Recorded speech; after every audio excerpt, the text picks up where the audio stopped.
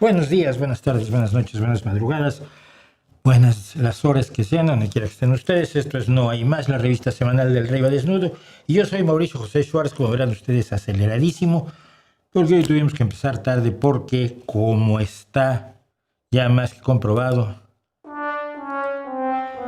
da la vida. Me tenía que haber traído la camisa de No me da la vida, pero no me dio la vida para encontrar la camiseta de No me da la vida para traerla. Porque si quieren una vida no les recomiendo la mía. Lo bueno es que no la tengo en venta, pero sí es aterrador la cantidad de trabajo que he estado teniendo, la cantidad de conflictos de trabajo que son propios de la traducción. La traducción tiene muchísimos más matices que decir hello significa hola y dog es perro y doggy es perrito. Sí, ojalá y así de fácil fuera, pero no lo es muchísimo más complicado, perdón, y a veces nos pilla el toro cuando no queremos hacerlo. Por cierto, gracias a Rob M que nos manda el chat del canal todas las semanas, y gracias a Rosy que hace la lista, el índice por capítulos de cada episodio, que luego a mí me sirve a la hora de ir armando esto. Así que vamos a empezar con algo que a mí me llamó muchísimo la atención. Voy a empezar de frente. El vídeo de ayer. El vídeo de ayer sí vale la pena mencionarlo porque es como la segunda parte del vídeo de la semana pasada. La semana pasada decíamos no estamos solos en la medida en que hasta donde sabemos. Claro, si hubiera magia, si mañana hubiera magia, las cosas cambiarían, pero como saben cómo están las cosas hoy, estamos solos. Y aunque no lo estuviéramos, nunca sabríamos que no estamos solos, porque es imposible que nos comuniquemos con civilizaciones de otros lugares del universo.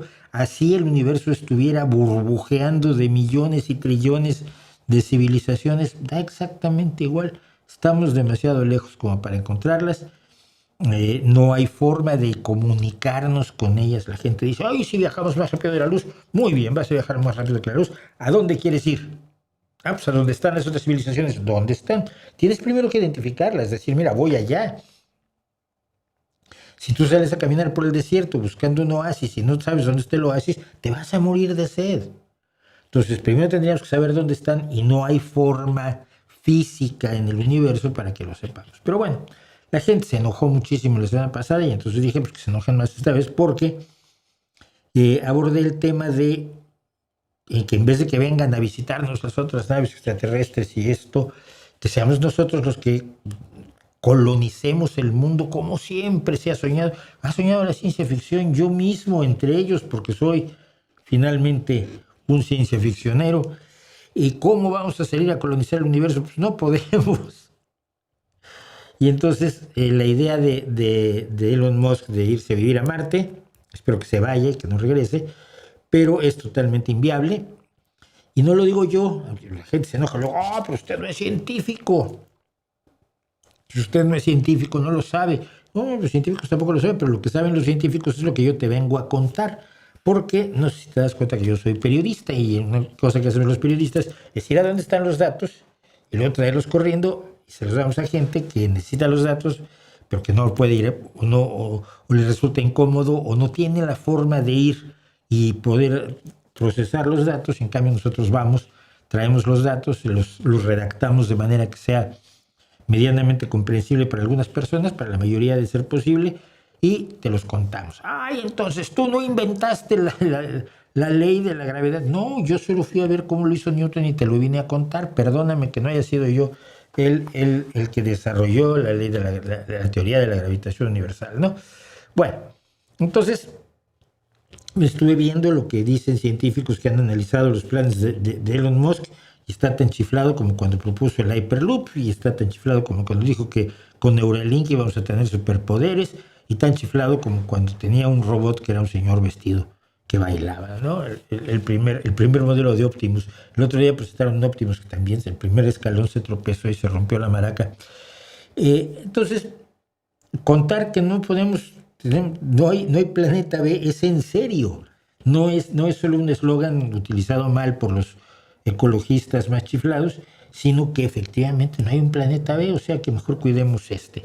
Entonces ya tengo otro montón de gente insultándome. No, claro, pero es que si mañana, es que es como cuando la gente pensaba que no podía navegar alrededor del mundo. No es lo mismo, es una cuestión de escalas. Ay, la gente no pensaba que pudiéramos volar. Bueno, pero cuando se tuvieron los datos se supo que podíamos volar. Ahora sabemos que no podemos volar bajo el agua, por ejemplo, ¿no? Necesitas la sustentación del aire. Es una tontería lo que acabo de decir, no me hagan caso.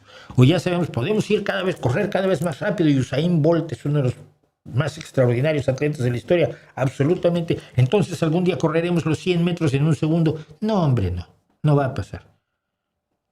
No, ¿cómo no? Es que tú no tienes fe. No tengo fe, es que la realidad tiene limitaciones, ¿no? No les explicaba que viajar cerca de la velocidad de la luz, chocas con un átomo y aquello es una explosión brutal porque estás chocando con algo estático mientras tú vienes a una velocidad, casi a la máxima velocidad que tiene nuestro universo. Pues el choque va a ser horroroso. Si vas a 30 kilómetros por hora te das con una pared y puede haber muertos. Pero bueno, cuando alguien no entiende, no quiere entender. Entonces vamos a hablar de cosas de hoy, y quería decir que voy a empezar antes de entrar al streaming, no, al chat, para hacerlo distinto por una vez.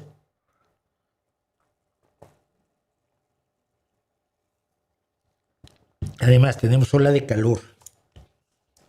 Entonces la gente anda insultando a otros en la calle. Bueno, pero, ¿qué le parece a usted? Mire, si usted tiene muchos arquitectos, pocos arquitectos, necesita hacer casas. No, mire, ingenieros. Usted tiene pocos ingenieros, pero necesita hacer puentes. Entonces dice usted, ¿cómo hago para tener más ingenieros? No, pues doy becas a los más inteligentes y a los que tengan mejores notas y a los más eficientes, de excelencia y esta onda. Y entonces pues apoyo y tengo mejores profesores en las facultades de ingeniería y promuevo que haya buenos empleos para los ingenieros, les voy a pagar un buen sueldo para que se vengan a hacer puentes, porque urge hacer puentes. Esa es una aproximación. La aproximación de México, afortunadamente, según el gobierno mexicano, no según México, el pobre país, es totalmente distinta. Mira, los que no aprueban la carrera de ingeniería, les bajas los exámenes y entonces ya son ingenieros, entonces ya pueden hacer puentes. Se caerán los puentes, pero habrá más ingenieros, tendremos todos los ingenieros que necesitamos, aunque no sepan construir puentes. Ahora imagínate qué es eso con los médicos. Mira, de todos los horrorosos desastres que ha armado Morena y la cuarta transformación, y me van a decir que soy priista cuando los priistas están en Morena. No me digan que soy priista. Los priistas están en Morena y están criminales como Napoleón Gómez Urrutia, como el de Guerrero, por Dios, el otro que está acusado de agresiones sexuales, Bartlett, el que hizo el fraude de 1988. Ellos están, el PRI está allí. Yo nunca estuve en el PRI ni estoy en Morena. Pero, y criticar al gobierno no quiere decir estar del lado de la ultraderecha o de Salinas Pliego o de Somos México o de todos los que quieren ver qué raja sacan de este negocio. A mí lo único que me interesa es mi gente. Será porque viví con ellos muchísimos años y me caen bien. En general, los mexicanos me han caído muy bien y son mi gente. Mira, de todas las barbaridades que ha hecho el desgobierno de López Obrador y ahora el desgobierno de Sheinbaum, que está incluso peor que el de López Obrador, esto ya es alucinante. El desastre de la salud es el peor. México, el gobierno mexicano, en sus simulaciones medio de izquierda, medio populistas, siempre tuvo la educación y la salud como uno de sus grandes logros, ¿no? Y de sus grandes promociones. Y México llegó a tener una situación razonablemente privilegiada a nivel de América Latina, por pronto, en cuanto a estos rubros, en cuanto a la educación, la salud. Yo me acuerdo cuando yo era pequeñito y nos llevaban a ver cómo se hacían los desayunos infantiles que se repartían en todas las escuelas públicas mexicanas. Yo, como lo he contado, estaba en una escuela privada, porque mis padres se esforzaron sobre todo mi madre, se esforzó por mantenerme en una escuela que me permitiera aprender el inglés del que todavía vivo hoy. Y para ellos estaban convencidos de que era mejor la educación privada que la pública en México, en un momento en que la pública en México era muy buena. Presidentes de la República como Salinas, fíjate, que salió de derecha, o de la Madrid, estudiaron en escuelas públicas. Pero bueno, yo veía cómo se daban los desayunos escolares, porque un niño con hambre pues, no va a llegar y va a estudiar, ¿no? Cosas por ese estilo. Esto eran los años 60. Ya para los 70 las cosas cambiaban y tú ibas a lugares donde los niños llegaban y iban a la escuela con un café bebido, negro, sin pan ni nada. Que no es un desayuno, un café con 2 cucharadas de azúcar o de piloncillo, pues no es un desayuno. Y no es un desayuno para rendir académicamente. Bueno, entonces, con los altibajos de esa simulación populista del PRI, se tuvo una salud razonable, pero deficiente, sobre todo en cuanto a cobertura. Había muchísimas personas, muchísimas áreas, sobre todo rurales del país, que no tenían cobertura médica. Pero todo esto, lo que no era suficiente, pues lo ha destruido Morena. Bien. Hay algunos parámetros que hay que tener en cuenta. Por ejemplo, la Organización Mundial de la Salud dice que debería haber en un país normal, un país medio, entre 3 y 5 camas por cada 1,000 habitantes, camas de hospital. Por alguna causa, Japón tiene 12 camas, o sea, tiene más del doble, casi el cuádruple del mínimo de la Organización Mundial de la Salud, que son 3. Japón tiene 12. Corea del Norte tiene también 12, pero no tiene insumos para atender a los enfermos. México está en el lugar 41 con una cama por cada 1,000 habitantes. O sea, en vez de 3 o 5, que es lo que plantea la Organización Mundial de la Salud, México tiene una, lo cual lo coloca en el lugar 41. Dinamarca, que era el mundo de el sistema de salud pública que le gustaba más a López Obrador, no sé por qué, porque las hay mejores. Dinamarca está en el lugar 35 con 2,5 camas por cada 1,000 habitantes, y España, que tiene una de las mejores atenciones médicas públicas y universales, tiene 2,9, o sea, casi las 3 que dice la Organización Mundial de la Salud, y está en el lugar 27, México en el 41. Cuando hubo una pandemia terrible, bueno, México dijo que iba a hacer ventiladores, que nunca hizo. El ventilador más o menos que sacaron era una copia, era un diseño del Massachusetts Institute of Technology que habían liberado en fuente abierta y cuyos planos aquí presentamos en su momento. Muertes en exceso por cada 100,000 habitantes, México tuvo 512, Dinamarca tuvo 149. O sea, México más que duplicó las muertes en exceso de Dinamarca, pero López Obrador decía, abrácense, y él traía sus amuletos, y esos amuletos le ahorraban la COVID a él. Estados Unidos, que fue atacado brutalmente Trump por su pésimo manejo de la pandemia, tuvo 434 muertos por cada 100,000 habitantes.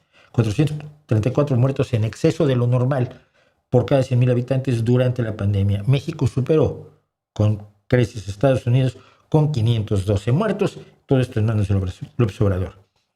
Algunos indicadores de salud son especialmente delicados por lo que significan emocionalmente para un país. La mortandad materna infantil, por ejemplo. En España mueren 3 mujeres por cada 100,000 partos vivos y mueren 3 bebés por cada 100,000 partos vivos. Es una sola muerte, es aterradora, ¿ok? En Dinamarca, que tanto le gustaba al observador, 4 madres mueren por cada 100,000 partos vivos y solo 2,6 bebés mueren por cada 100,000 partos vivos. México multiplica por más de 10 esas cifras, las cifras maternas sobre todo, porque 42 madres mueren por cada 100,000 partos vivos y 10 bebés mueren. 3 y 4 veces más que en España y Dinamarca. 10 bebés mueren por cada parto vivo. A todo esto, y tienen ustedes que ver, estas tasas de mortalidad infantil de mujeres por cada 1,000 nacimientos vivos, a lo que se ha reducido, es decir, de 60 muertes de mujeres por cada para cada 1000 nacimientos vivos, de 60 en 1960, el mundo lo ha reducido a 25 en 2024. Y México anda en 42, ¿no? Creo que las cifras lo dicen absolutamente todo. Con la idea de que había que crear médicos de excelencia. Esto era después. Primero, México lo que sí está haciendo es llevar médicos cubanos para que atiendan a la población, porque parece que no hay suficientes médicos en México. Decían que no, es que los médicos no quieren ir a donde van los cubanos, es que los cubanos van obligados, esto también hay que notarlo. Entre julio de 2022 y el mayo de 2025, es decir, en 3 años, México pagó más de $108 millones a Cuba por los médicos. Solo el pago de salarios. ¿Cuál es el salario de un médico cubano? $5,000 al mes. Pero esos $5,000 al mes no se le pagan al médico cubano. Al médico cubano le dan entre 300 y 500 el gobierno cubano y se toma 4,500. Una de las dos grandes fuentes de ingresos de Cuba, aparte de la exportación de tabaco y alcohol y azúcar, y el azúcar está en condiciones graves, son las remesas de los cubanos que están fuera y los ingresos por los médicos cubanos que alquila por todo el mundo. Que son médicos que no pueden decir no quiero ir, son médicos los que tienen que ir. Y por otro lado, en general quieren ir porque comen. Y la comida es un problema en Cuba hoy. Pero además de esos $108 millones, México le da a casa, transportación y comidas a los médicos cubanos. Esto es dinero para Cuba y está muy bien, pero entonces quiere decir que sí hay dinero como para también tener una cantidad de mejores médicos mexicanos, mejor entrenados, mejor capacitados, elegir a los mejores. Mira, en países con una visión de educación absolutamente gratuita de toda la vida, o casi gratuita en la universidad, pero te exigen una nota, una media de tu bachillerato para entrar a medicina. Y si no la alcanzas, pues búscate otra carrera, porque ahí hay un corte de nota. Porque no se puede dejar que entren todos a medicina y luego o van a reprobar o van a ser malos médicos. Excepto en México. En México, la señora Sheinbaum acaba de salir con esto que a mí me dejó absolutamente alucinado. Con la idea de que había que crear médicos de excelencia. Y para crear médicos de excelencia, pues había que hacer muy difíciles los exámenes para que no pasaran. Se forman más del doble de médicos especialistas que los que se formaban en el neoliberalismo.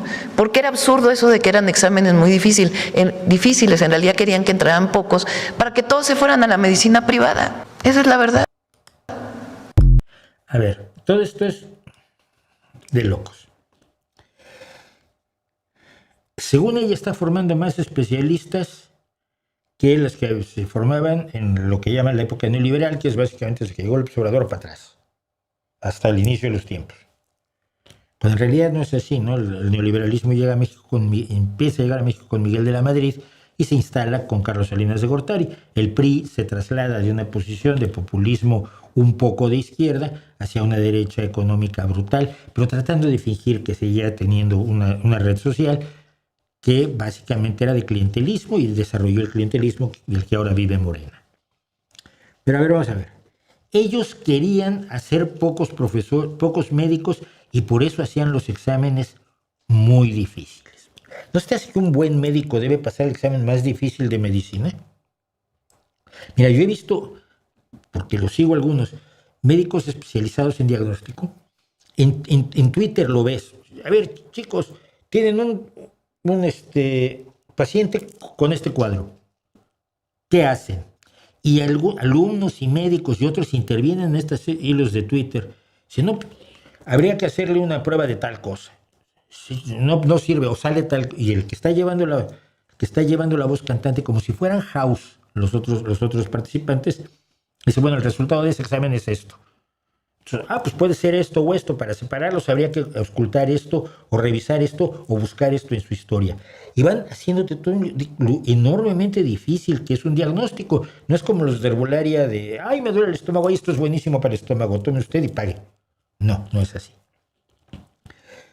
Un buen médico debería pasar todos los exámenes de medicina. No. La lógica del gobierno mexicano es que haces más facilitos los exámenes, entonces haces más médicos malos. Te van a matar, pero son más médicos, porque ellos son las facultades de medicina de las universidades públicas de México, querían hacer difíciles los exámenes para que los médicos se fueran a la medicina privada. No sé qué lógica tiene eso, no sé cómo funciona eso de que si pasas un examen difícil, te vas a la medicina privada.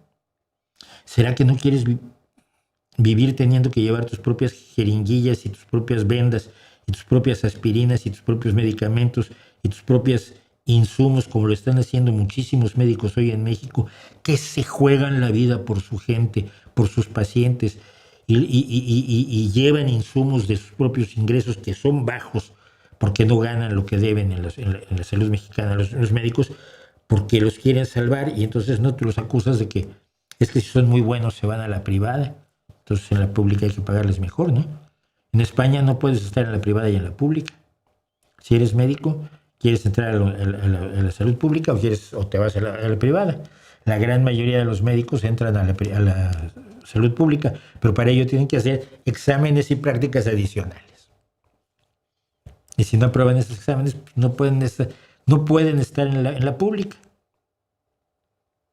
que es una de las mejores saludes del mundo, salud pública. Esta lógica de alguien que se dice científica me parece absolutamente aterradora, me parece desoladora, me parece escupirle a la cara a la gente y decirle que está lloviendo, qué rico. Decirle, mira, hicimos exámenes más fáciles para que médicos que no se saben los exámenes difíciles te vayan a atender a ti. Ay, muchas gracias, señora presidenta. De verdad. Bueno. Vamos a ver qué me dicen ustedes por aquí. Hay muchas cosas que me voy a saltar porque si no, no llego a ningún lado. Me dice Miguel Martín, 4971. Pregunta sobre la supuesta medida judicial en contra de la esposa de Pedro Sánchez. No es supuesta. Es que tienen miedo de que se fugue siendo la esposa del presidente. Entonces le han quitado el ridículo juez que está llevando a cabo ese proceso, le ha quitado el pasaporte y le ha impedido salir. En cualquier momento la encarcela, preventivamente, ¿no? Es un ataque contra el gobierno y contra el presidente Sánchez, pero obviamente contra el gobierno socialista, en general personificado en Pedro Sánchez, a través de la gente a su alrededor. Él ya su hermano está acusado, por ejemplo, de que obtuvo un puesto debido a que su hermano era nadie, porque cuando él obtuvo ese puesto por oposición, su hermano ni siquiera era concejal en Madrid. Concejal del municipio en Madrid, que no tiene ninguna influencia a favor. Bueno, pero como Pedro Sánchez es presidente, pues por eso le ganó su hermano una oposición de música. El ataque, el intento de golpismo en España está en su nivel más alto y con el apoyo además de una izquierda imbécil. Y vamos derecho a tener un gobierno de ultraderecha. Y va a ser horroroso y yo se los contaré aquí por desgracia. Porque no veo otra salida, ¿no? Por ejemplo, los corruptos que estaban insertados, incrustados en el PSOE, que fueron detenidos y enjuiciados, de pronto se les dieron unas sentencias. Yo estoy de acuerdo, son corruptos, tienen que responder ante la ley. Me da igual si son socialistas que si fueran mi hermano, mi hijo, mi papá. Yo creo en la justicia. Pero 24 años que no se los dan a asesinos, esto es una sentencia política, es una sentencia a todas luces excesiva, cuando a gente del PP que ha robado muchísimos más millones y que ha cometido delitos mucho más graves, pero les dan 6, 7 años, luego los dejan salir. Estoy enfermito, hay uno que dice, estoy enfermito, consiguió que los médicos dijeran que estaba enfermito y salió porque ya se estaba muriendo de cáncer. hace como 6 años y todavía anda por allí esquiando y demás.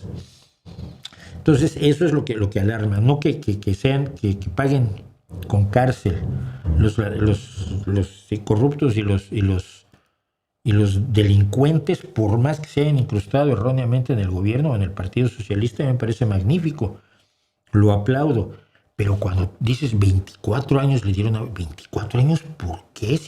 De verdad que hay gente que asesina y le dan 20. Es un exceso brutal. Estamos viviendo un golpismo extraordinario y pasó el otro día algo muy curioso.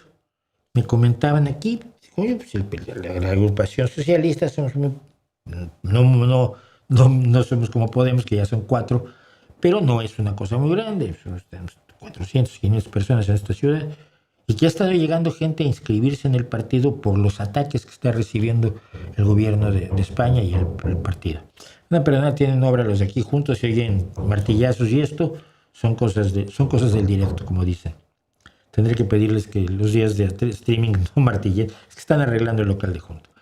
Y no sé por qué están arreglando a las 8 de la noche, pero bueno. El caso es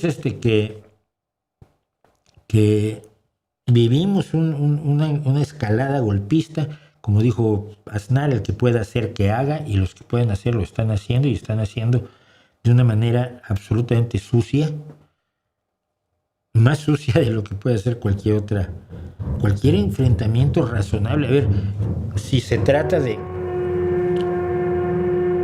Madre mía. Si se trata de gobernar... A ver, un segundo, a ver si puedo cerrar siquiera la puerta.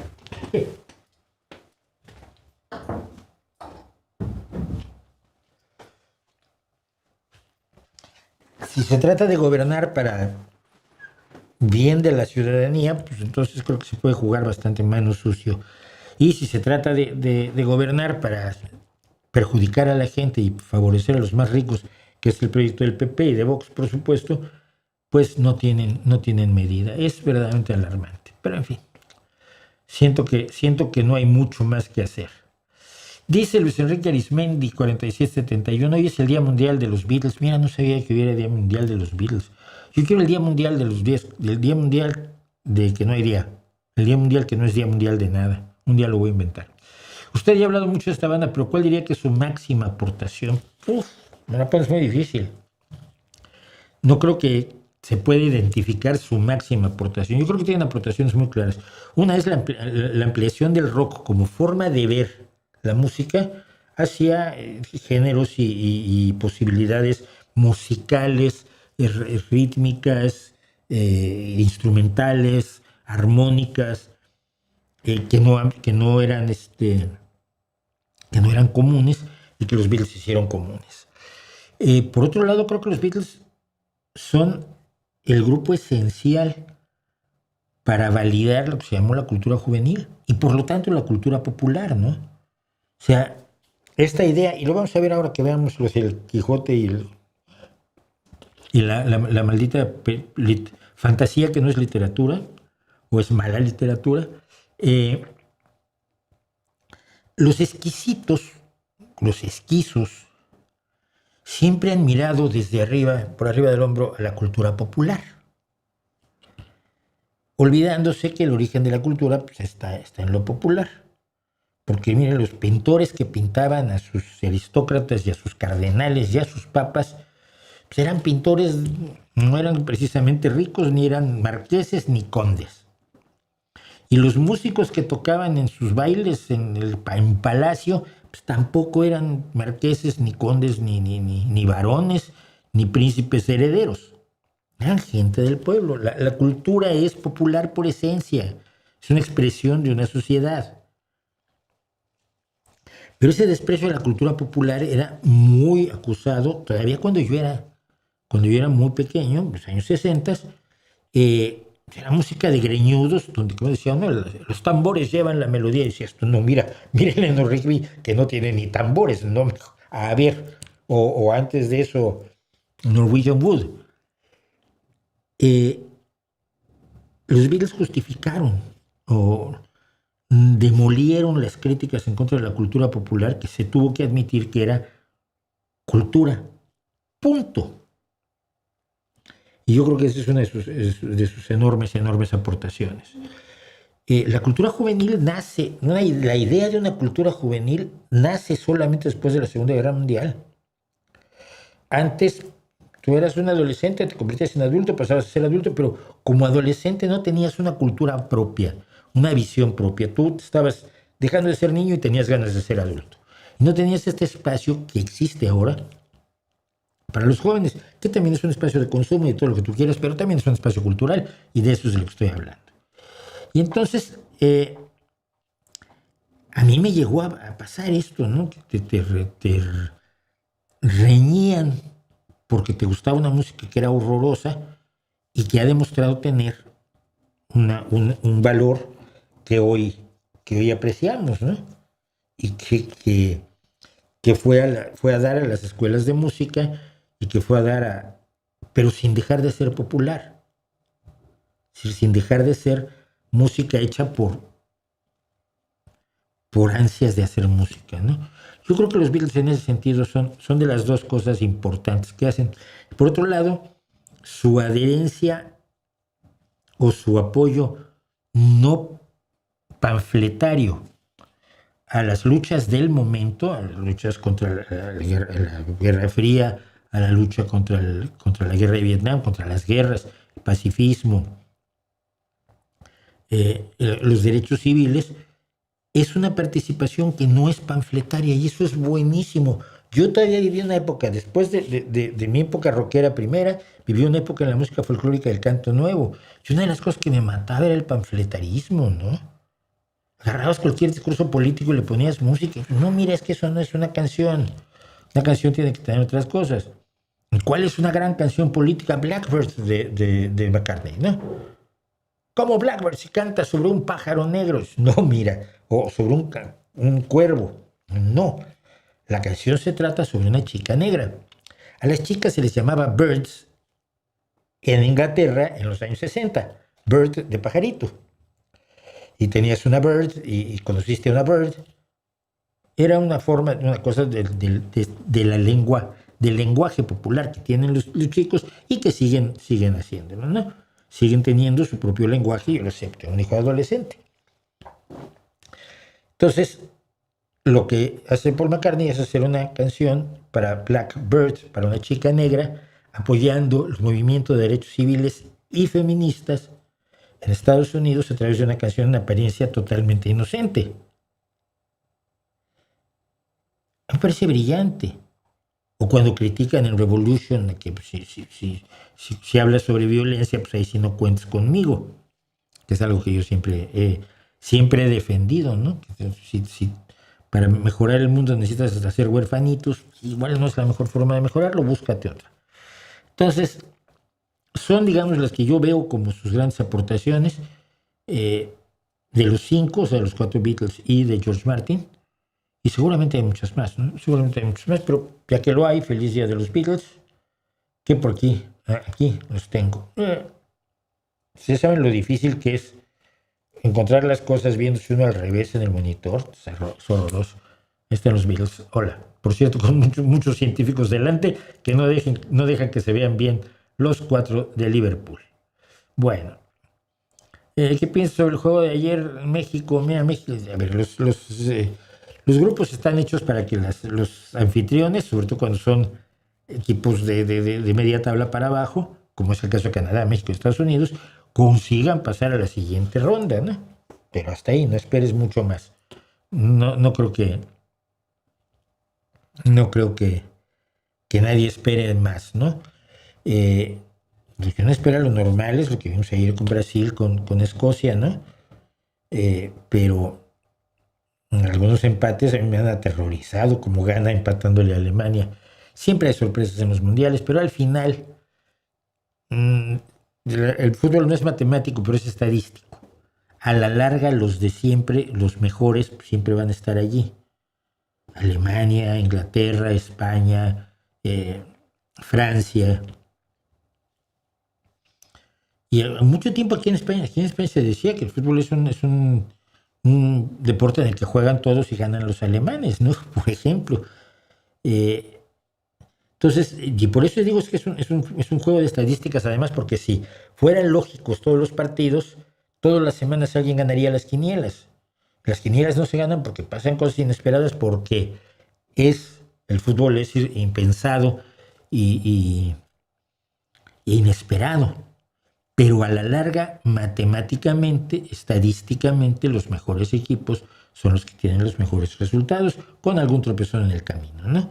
Con algún tropezón de alguno de ellos, pero nunca, a menos que avance mucho el fútbol, es muy difícil que veas una final Kenia-Bolivia, ¿sí? O Etiopía-Bolivia. Ojalá y algún día sí, pero en este momento es estadísticamente imposible, porque los que son buenos son muy buenos y están muy por encima y pueden perder un partido, pero no van a perder un campeonato, ¿no? Así que tampoco esperen demasiado. Yo me acuerdo que en los 70 nos hicieron soñar con México hasta que Italia nos degolló en cuartos de final. Así que no. Bueno, terremotos son terribles los terremotos. Siempre fuerza para los que los sufren. Yo viví el del 85, intenté hacer algo de rescate, no hice finalmente. Trabajé en logística 3 semanas y la máxima solidaridad para las víctimas, ¿no? En México estuvo prohibido durante muchos años que bandas extranjeras de música vinieran a hacer conciertos en el país. ¿Es esto verdad? Sí, fue la prohibición de rock, si mal no recuerdo, de Díaz Ordaz, que de hecho prohibió el rock. Un tío mío tenía un café cantante, había grupitos que tocaban un café cantante, como yo cantaba en Peñas, ¿no? Y de pronto prohibió los cafés. A partir de Avándaro se prohibió el rock en México. Entonces el rock pasó a ser subterráneo y se tocaba en hoyos funky, que eran fundamentalmente cocheras, garajes y espacios raros que se abrían una noche para hacer rock y luego al día siguiente ya no iban a hacer rock porque había llegado la policía. Y que vinieran grupos extranjeros, impensable, y hasta, si mal no recuerdo, fue Johnny Winter. Creo que fue Johnny Winter el primero que viene a México y le dan un botellazo. Entonces, hay una canción de un rockero pianista mexicano, ahora no me acuerdo su nombre, seguro me lo van a recordar, de Guillermo Briseño, perdón, que se llama El Botellazo. Pues, oye, finalmente logras que venga una banda a México y algunos de los idiotas del público le tiran un botellazo, y claro, el músico dice, oye, yo vine aquí a cantar, no que me tiren cosas. Pero sí estuvo muchísimos años. El rock fue absolutamente underground en México, tanto el extranjero como el mexicano. Las bandas mexicanas tocaban donde podían. Todavía llegué a ver, fíjate, los Duk Duks tocaban en pistas de hielo, que hacían tardeadas los sábados. Y yo me la vivía en la pista de hielo Polanco, ¿no? Y llegué a conocer a los Duk Duks, a estar allí viéndolos tocar a esta distancia. Me parecieron las grandes bandas de México. Entonces, sí, en México estuvo prohibido el rock, como en Cuba.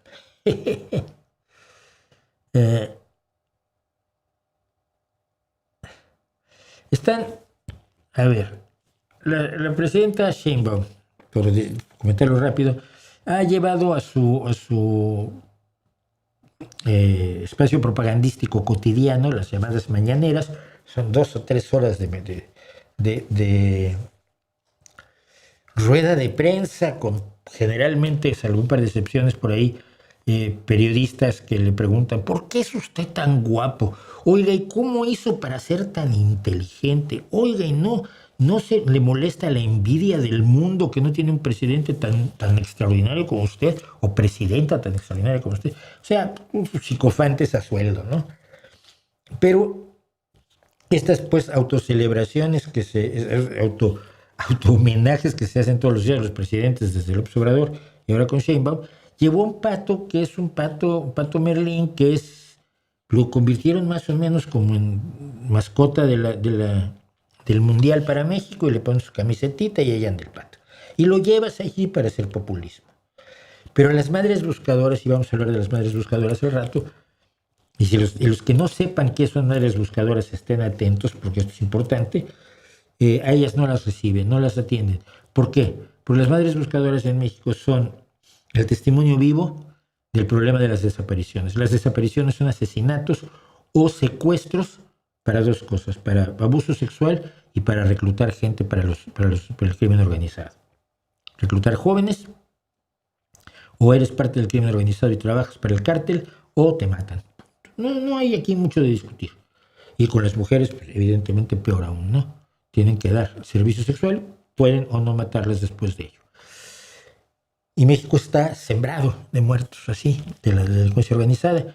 Pero la versión oficial es que no hay desaparecidos, o que son muy poquitos, y ya los encontraron. Alguien de una procuraduría de algún lugar de México me contaba que cuando encuentran un cuerpo, se registra como desaparecido encontrado, pero no se registra como homicidio, porque igual murió por causas naturales. Claro, si hicieras un estudio forense de cada cuerpo que te encuentras, de cada resto, sobre todo, incluso siendo esqueléticos los restos, si haces un estudio forense puedes saber de qué murió. Y si murió por causas violentas, la obligación, lo que establecen las leyes, es el inicio de una investigación judicial para desentrañar al causante de la muerte violenta de esta víctima, ¿no? No, la orden que tienen en las fiscalías en México es que todos los cuerpos que se encuentren son anotados como desaparecidos que se encontraron, pero no hay delito que perseguir. No hay homicidio, no hay asesinato, no hay muerte violenta, no hay nada. El gobierno mexicano sirve para cubrirse las espaldas, para mantener su imagen, nada más. Y esto se está volviendo una tragedia adicional, ¿no? Porque los padres, y el otro día veía yo a un hombre que está buscando a su hijo desde 2015. Imagínate, 12 años. ¿Por qué? Porque es lo más contra natura que hay. Que los hijos entierren a los padres, pues es una ley de vida, por decirlo así.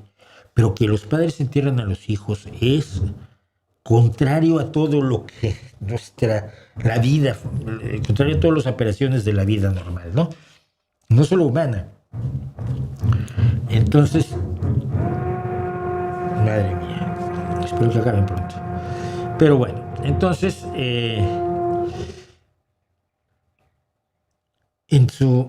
este hombre que está buscando a su hijo desde 2015 andaba enseñando una foto impresa del chico. Si es que no tengo dinero para imprimir volantes y pegarlos por allí. 12 años buscando solamente el cuerpo de su hijo para su tranquilidad. Entiéndese que yo, que no le doy ningún valor a los restos, me sentiría muy mal si estuviera en una situación así. Yo tengo muy claro que un cuerpo muerto ya no es la persona que era. Pero en el caso de un hijo, me gustaría saber dónde están sus restos, ¿no? Imagínate a alguien que tiene una profunda indoctrinación religiosa, como el caso de México. Y esta gente sufre enormemente años y años y años, pero son el testimonio vivo de la tragedia que es el gobierno mexicano, el de antes y el actual. El de antes y el actual, porque yo no veo diferencia entre el PRI 1.0, la versión beta de Morena, y Morena, que es el PRI 2.0. Y ellos viven para cubrirse las espaldas y para decir: en México no hay delincuencia, estamos acabando con los homicidios, en México no hay desaparecidos, y las mujeres buscadoras tienen que andar de un lado para otro viendo dónde encuentran un huesito de su hijo para poderlo enterrar. Si eso no te rompe el alma, no tienes alma. Y se lo digo a todos los que están trabajando para Morena. Si eso no te rompe el alma, estás muerto por dentro ya. Vamos a hablar de eso después. Vive España, vive el rey, vive el orden y la ley. Y bien. Pues nada. Y viva el baneo, viva. Bueno. Sebastián Galeano, hola. Antonella Ventura, hola. ¿Por qué seguimos eligiendo a quienes nos empobrecen y nos hacen daño? Dice Marín Francisco, porque no sabemos que lo hacemos. La gente no vota por lo peor de la derecha, la gente vota por la narrativa de la derecha. La gente vota porque te están cobrando muchos impuestos, entonces te bajan los impuestos, pero te quitan los servicios. El problema es que a ti te bajan un poquito los impuestos y a los ricos les bajan muchísimo los impuestos, y entonces ahora ya no hay para pagar los médicos, ni las pensiones, ni los programas de vivienda, ni los programas de alimentación para los niños, ni la atención pediátrica, ni las guarderías. Entonces, si Si los populistas de derecha o de izquierda llegan y te dicen que te van a quitar la guardería para los niños y que tú como madre soltera ya no vas a tener quien te cuide a los niños mientras vas a trabajar para tratar de sacar adelante a tus hijos. Yo fui niño de guardería con madre no soltera, pero madre sin marido, divorciada y con marido que no la apoyaba. Si te dicen no vas a votar por ellos, pero si te dicen que ahora vas a ganar mucho dinero porque te van a dar el trabajo que te está quitando el inmigrante que viene de allá, de Bolivia o de Senegal, me da exactamente igual, o de la Unión Europea, que es lo que hizo Farage en el Reino Unido, la reacción lógicamente es, uy, no, sí voy a votar por ellos porque ellos han identificado al enemigo y me lo van a quitar de encima. Por eso votan.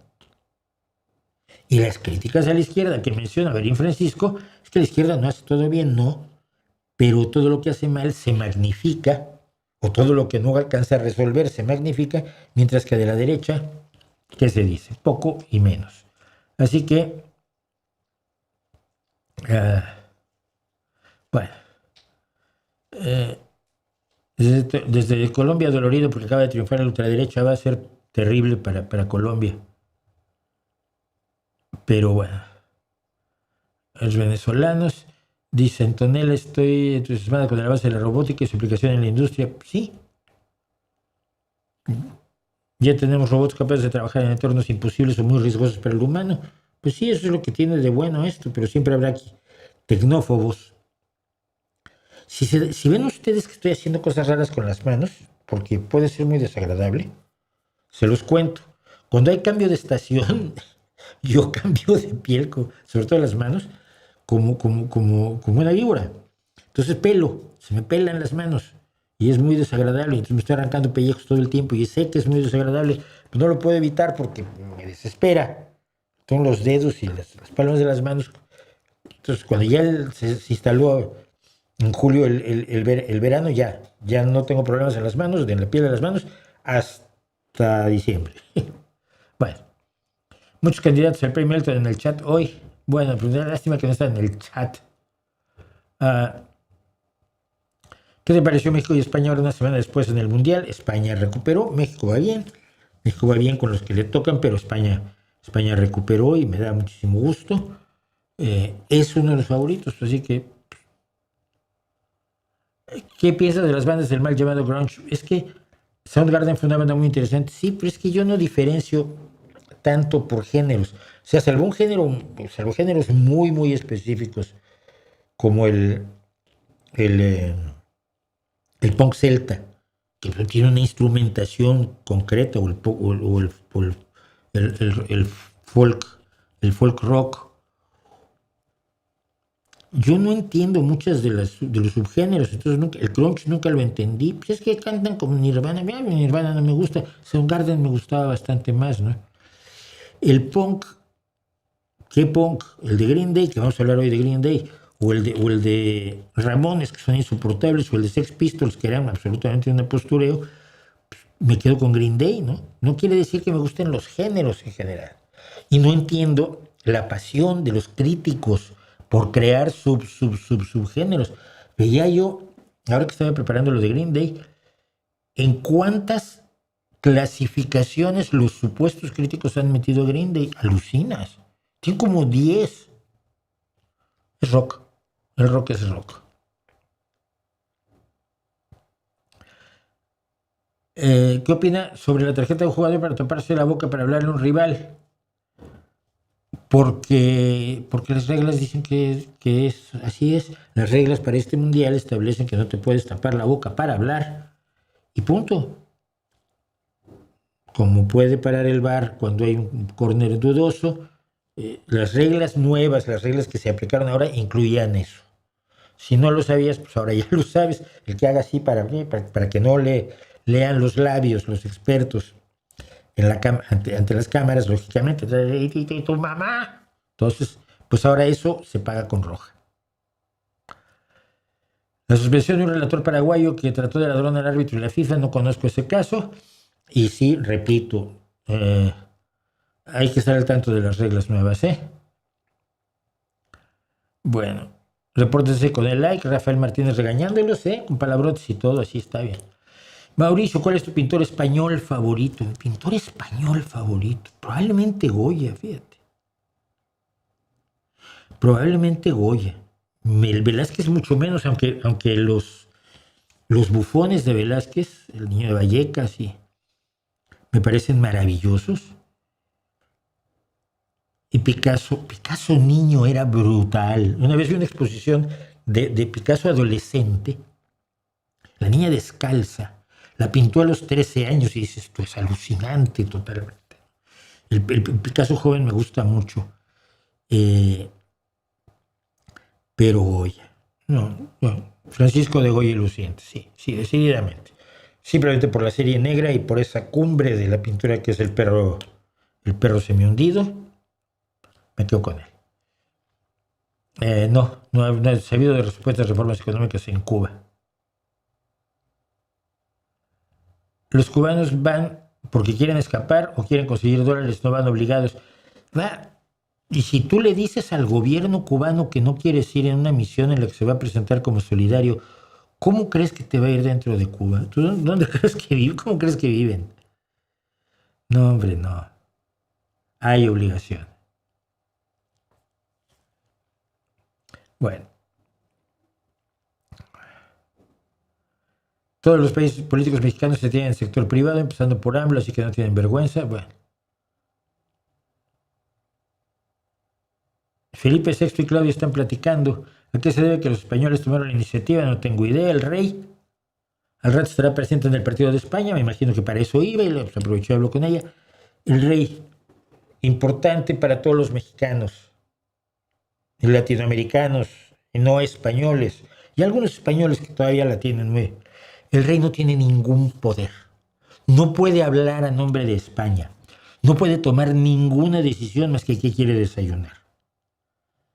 Constitucionalmente el rey es un símbolo, es un jarrón chino.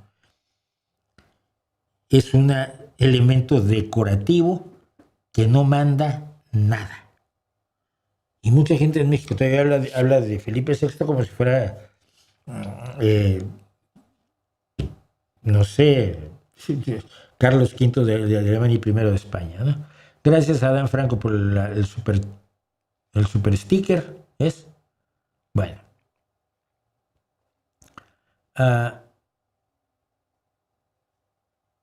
Apertura libre de mercado que se anunció en Cuba, no sé, tengo que tener los datos y eso me los darán afortunadamente mis amigos cubanos. Bueno, vamos a las guerras de Trump y cómo está perdiendo guerras Donald Trump, porque es muy, muy, muy divertido esto. Miren, Trump emprendió una guerra. Hace un año, en julio, Donald Trump decidió bombardear Irán porque estaban tratando de hacer un arma nuclear. Irán estaba tratando de hacer un arma nuclear porque había dejado de hacer un arma nuclear por un trato que hicieron con Obama, porque como toda dictadura feroz, económicamente Irán no está bien. Fundamentalmente la gente tiene hambre. Entonces tú les dices, te voy a dar comida, pero deja de hacer armas nucleares, porque anterior a Obama, cuando el presidente de Irán era Ahmadinejad, estaba empeñado en hacer un arma nuclear para poder desaparecer a Israel del mapa. Ese era su sueño. Mahmoud Ahmadinejad, algo así se llama. Ahmadinejad era el apellido. Bueno, entonces, a raíz de la situación crítica de Irán, firmó un acuerdo para dejar de desarrollar armas nucleares a cambio de ayuda económica. Cuando llegó Donald Trump a la presidencia de Estados Unidos, la primera ocasión, decidió destruir, violar ese acuerdo, romper ese acuerdo, porque decía que era malísimo. Entonces Irán se puso a hacer otras armas nucleares de nuevo. Y en julio del año pasado, supuestamente, Donald Trump ordenó bombardear las instalaciones nucleares de Irán y dijo que habían sido totalmente anuladas, destruidas, borradas del mapa. Había sido un éxito militar de estos grandes éxitos que tiene Donald Trump, ¿no? Y entonces ahora en febrero de este año decidió que tenía que hacer la guerra contra Irán porque Irán estaba haciendo un arma nuclear. Pensé que ya los había esperado en julio, ¿no? Bueno. Entonces empezó en febrero con una guerra que dijo que ya había ganado el primer día. Dijo que ya le había ganado el segundo día, dijo que ya le había ganado el tercer día, y el hecho que llevamos, pues, marzo, abril, mayo, junio, 4 meses de guerra, casi 5 meses de guerra, y no gana la guerra. No, lo más asombroso es que es una guerra de la que no sabemos nada. Si tú quieres saber lo que está pasando en la guerra de Ucrania, hay información abundantísima. Si quieres saber lo que está pasando en Líbano con los ataques de Israel, hay información abundantísima, dónde bombardearon, qué lugares bombardearon, cuántos muertos hubo, etc. Incluso si quieres saber lo que está pasando en Sudán del Sur o en Yemen, hay información. De Irán fue así como pasó de noche, ¿no? Nadie se metió mucho en el asunto. Es muy raro. Pero finalmente Donald Trump anunció la semana pasada que había ya un acuerdo, había firmado un acuerdo para la guerra que ganó, que perdió. Fundamentalmente perdió la guerra. ¿Qué es lo que pasa? Él no tuvo en cuenta algo que ya sabía todo el mundo, menos él, que al emprender la guerra contra Irán, Irán iba a estrangular el paso del petróleo del Golfo Pérsico por el Estrecho de Hormuz, precisamente en el Golfo Pérsico.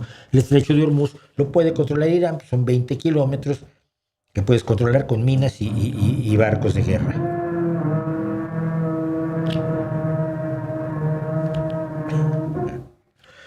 Y inmediatamente lo primero que hizo Irán fue, pues, ahogar el Estrecho de Hormuz. Y entonces Trump le puso un bloqueo naval a los puertos de Irán, pero todos los barcos de Irán ya estaban minando y cerrando el Estrecho de Hormuz. El precio del petróleo se fue para arriba en todo el mundo. Se armó un desmadre absolutamente irracional, porque nadie se explica por qué esa guerra. Pero ya tiene un acuerdo. Y el acuerdo es lo más ridículo que he visto yo en mi vida. Aquí tengo sus puntos básicos. Primero, acuerdan terminar los enfrentamientos, es decir, acabar con los disparos que no había antes de que Trump decidiera que hubiera guerra. Se comprometieron a respetar la soberanía del otro, que antes se la respetaban, salvo que los bombardeaba a veces Donald Trump. Levantamiento del bloqueo a los puertos iraníes y libre paso por el Estrecho de Hormuz. Estrecho por el que pasaba todo el mundo libremente hasta que Trump empezó su guerra. Mantenimiento de la situación nuclear del statu quo nuclear actual, o sea, no se mueve nada, como ya estaba antes de que Trump empezara su guerra. Estados Unidos no desplegará fuerzas adicionales en la región como no las tenía desplegadas antes de que empezara la guerra. Que afortunadamente para los soldados estadounidenses por lo menos no ha habido lo que llaman botas en tierra, es decir, no hubo invasión de soldados estadounidenses. Lo único que hizo la guerra se ha hecho única y exclusivamente por la vía de bombardeos aéreos y enfrentamientos navales, ¿no?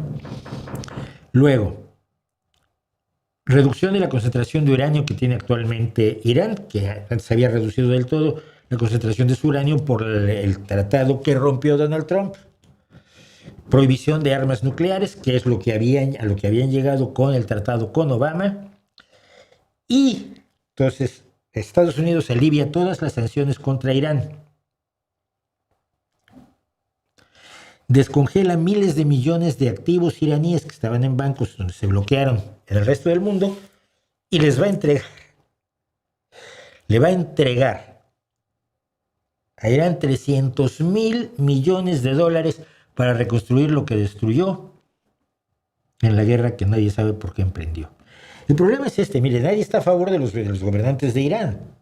Es una teocracia sanguinaria, brutal, misógina, misantrópica, fanática, religiosa, absolutamente medieval y despreciable.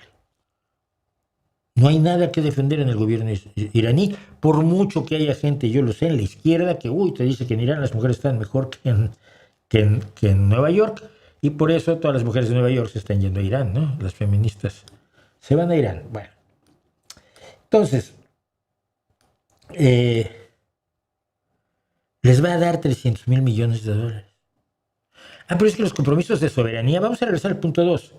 Compromisos de soberanía incluyen que no intervendrá ninguno de los dos países en los asuntos internos del otro. Hemos hablado de esto en cuestiones de diplomacia y para mucha gente es muy molesto que tengas tratos con alguien que sea un desgraciado y que torture a su gente o mate a su gente, y tú lo tratas como si no lo estuviera haciendo porque tú no debes intervenir en sus asuntos internos. En el caso de Irán, la última vez que la gente se echó a la calle harta de los ayatolas, pues les mató a unos 30,000 ciudadanos, y ya con eso aplacas a la población, matas a 30,000 y se tranquiliza mucho, ¿no? Entonces, toda esta idea de que Trump iba a sacar a los ayatolas y llevar la democracia y llevar la libertad a Irán, como le iba a llevar a Venezuela, y siguen los mismos dictadores que antes, y si algún día va a Cuba va a ser con los mismos dictadores del Partido Comunista, te lo digo yo, y lo vas a ver. Pues nada, que no cambia el gobierno, el ayatollah Khamenei ha muerto, ¿sí? Y entonces ahora está al frente su hijo, que es más bruto que él, según dicen. Y hay por ahí un sujeto que canta con un fez y con un instrumento de cuerdas de Oriente Medio, no sé quién es, pero dice gracias por quitar al ayatollah Khamenei y sustituirlo por el ayatollah Khamenei. Y en Afganistán, gracias por quitar a los talibanes y poner de regreso a los talibanes. Y en Venezuela, gracias por quitar a los comunistas y volver a poner a los comunistas. ¿Qué estás haciendo, no? Esta es una guerra que Donald Trump ha perdido, no lo va a reconocer nunca, pero todos los analistas lo dicen. Era una guerra sin sentido alguno, en la que Irán logró imponer sus condiciones, que logró defenderse con enormes pérdidas, sobre todo de personal y materiales, en la destrucción de su infraestructura, pero no se preocupen, se la van a reponer por $300,000 millones. Una cosa muy curiosa que dijo Donald Trump y que es importante, es que esos $300,000 millones los van a dar las empresas privadas. No habrá ni $1 de los contribuyentes. Y la gente tiende a no creer esto porque, ya lo dijo la vez pasada, cuando empezó a hacer su salón de baile. Pero antes de ir al salón de baile les voy a decir, estaba yo viendo precisamente qué decía sobre el salón de baile la página web de la Casa Blanca, y lo que me encontré fue esto. Es alucinante, es maravilloso. Estás viendo la página primera, la home, ¿cómo se llama? La página de aterrizaje de la Casa Blanca de los Estados Unidos, y te sale un emergente, te sale este emergente: bienvenidos a la Edad de Oro. Inscríbete para las noticias y puestas el día de la Casa Blanca de Trump. Pones ahí tu dirección de correo electrónico, le das a Join Now, que es unirme ahora, y Donald Trump te apunta así, y ya te va a estar mandando su newsletter sobre lo maravilloso que es el gobierno de Donald Trump. Es que no lo ves ni en los supermercados, ¿sabes? Ni en las páginas web de supermercados, que yo a veces compro por web. Es alucinante. Bienvenido a la Edad de Oro. Pues esto me encontré. Bueno, pero vamos a las dos guerras rarísimas en las que está metido Donald Trump ahora. Primero, en el National Mall, que se llama, que es lo que va de la estatua de Washington al obelisco, de la estatua de Lincoln, el monumento a Lincoln, el memorial de Abraham Lincoln, hasta el obelisco que ven ustedes ahí al fondo. Esta foto está tomada desde el memorial de Lincoln. Está este enorme estanque reflejante que se diseñó en los años 20 para que reflejara precisamente tanto el obelisco como, si te vas al otro lado, refleja divinamente esta especie de templo griego clásico en el que está la gigantesca estatua de Abraham Lincoln.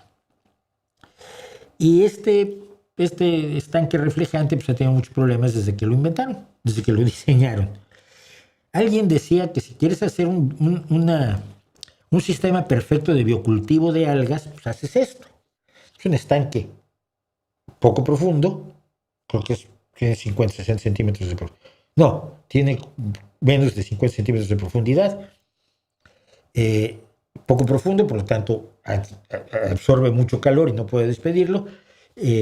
Y no puedes, si es reflejante, no puedes estar circulando el agua, porque entonces el agua no está quieta. Lo que tú quieres es un espejo para reflejar el obelisco y el monumento a Lincoln. Y entonces, pues un espejo así, inmóvil, pues es agua estancada, y el problema es algas. Yo recuerdo en agua estancada mosquitos, es lo que significa en casi todo lugar del mundo. Tú vas a donde hay agua estancada, buscas agua estancada para echarle petróleo, sobre todo donde hay problemas de malaria, porque ahí es donde se crean los mosquitos. Bueno, Donald Trump es un pifostio gigantesco, absolutamente irracional, diciendo que él iba a arreglar eso porque Obama y Biden y todos los demás habían hecho muy mal con el estanque reflejante y había que rehacerlo, había que arreglarlo. Y lo iba a pintar de azul, estaba pintado de blanco. El blanco de un verde tenue. Estaba pintado de un color claro, pues. Y entonces lo iba a drenar, lo iban a preparar, le iban a poner membranas impermeabilizantes para que no perdiera agua, y lo iban a pintar color azul bandera de los Estados Unidos. Y le iba a costar $4 millones. 14 millones de dólares después, la inauguraron, y a los 3 días ya no era azul bandera de los Estados Unidos, sino verde. Verde, pero verde como vamos, decía alguien, como el vómito de Shrek. Verde como si, vamos, Hulk se nadara por allí. Verde alga. Se produjo una cantidad brutal de algas. Entonces empezaron a echarle peróxido de hidrógeno, es decir, agua oxigenada en grandes cantidades para matar las algas, pero las algas medran en aguas con poco oxígeno. Por eso, porque decíamos, si oxigenaras el agua habría menos algas, pero no puedes oxigenarla porque si no, no refleja. Era una mala idea desde el principio arquitectónicamente, pero era bonita. Entonces, al echarle peróxido de hidrógeno, parece que dañaron la pintura y la membrana impermeabilizante que les pusieron, que la membrana impermeabilizante no está impermeabilizando y la pintura se está despegando. Y el que cobró los 14 millones de dólares, yo me imagino que está en este momento viviendo en Djibouti o en Vanuatu. Bueno. Y entonces Donald Trump ha decidido que lo que hay es un sabotaje, porque los demócratas han ido con navajas y han ido cortando trozos de 200 metros, 200 pies, 60, 70 metros, cortando la membrana para destruir la maravillosa obra de Donald Trump, que es el estanque reflejante. Y tú piensas, el hombre más importante del mundo, el hombre más poderoso del mundo, para nuestra desgracia, preocupado por eso. Pues también está preocupado por esto otro, un salón de baile gigantesco que él dice que siempre había querido todo el pueblo estadounidense, y los que están a su alrededor le dicen que sí, que todo el pueblo, todos les estaban soñando con ese. Y oírlos es verdaderamente vergonzoso, ¿no? Como si la gente pierde la dignidad totalmente. Un gran salón de baile a la altura de Donald Trump. Por supuesto, todo hecho de oro, como le gusta a él. Todo le pone unos apliques de oro, además, con un mal gusto exquisito. Pero luego resulta que pues, es un problema de seguridad el salón de baile, ¿no? Entonces tienes que hacer unos vidrios de este grueso, a prueba de balas, a prueba de ataques nucleares, a prueba de lo que fuera. Y por supuesto la estructura tiene que estar súper reforzadísima como un búnker, porque si no, pues, estaría muy fácil. Haces un baile y allí matas a Donald Trump fácilmente, o al presidente que sea, ¿no? Que esté ahí bailando. Y entonces está costando ya cientos de millones de dólares. Pero Donald Trump dijo que lo iba a pagar a Apple, y que sí, Apple y Google y otros han puesto dinero para esto, pero finalmente ya les ha empezado a pedir cientos de millones de dólares al Congreso para terminar ese salón de baile que está haciendo en la Casa Blanca como su legado para la Casa Blanca. ¿Cómo se puede meter en superficialidades así alguien que tiene responsabilidades tan grandes? La única explicación es su narcisismo y su convicción, y esta convicción la tiene mucha gente, de que no es tan difícil lo que está haciendo, no exige tanto, no, como diría López Obrador, no tiene tanta ciencia gobernar. El problema es que sí la tiene, y mucha, y no es tan fácil. Entonces, estas son las extrañas y absurdas guerras de Donald Trump. Y está como un poco difícil que invada México, pero bueno, hay gente que vive de decir que va a invadir México, porque si no, no viven. Así está esto. ¿Usted cree que llegará la decadencia de la ultraderecha después de Soje? Sí, por supuesto, siempre hay péndulos ideológicos.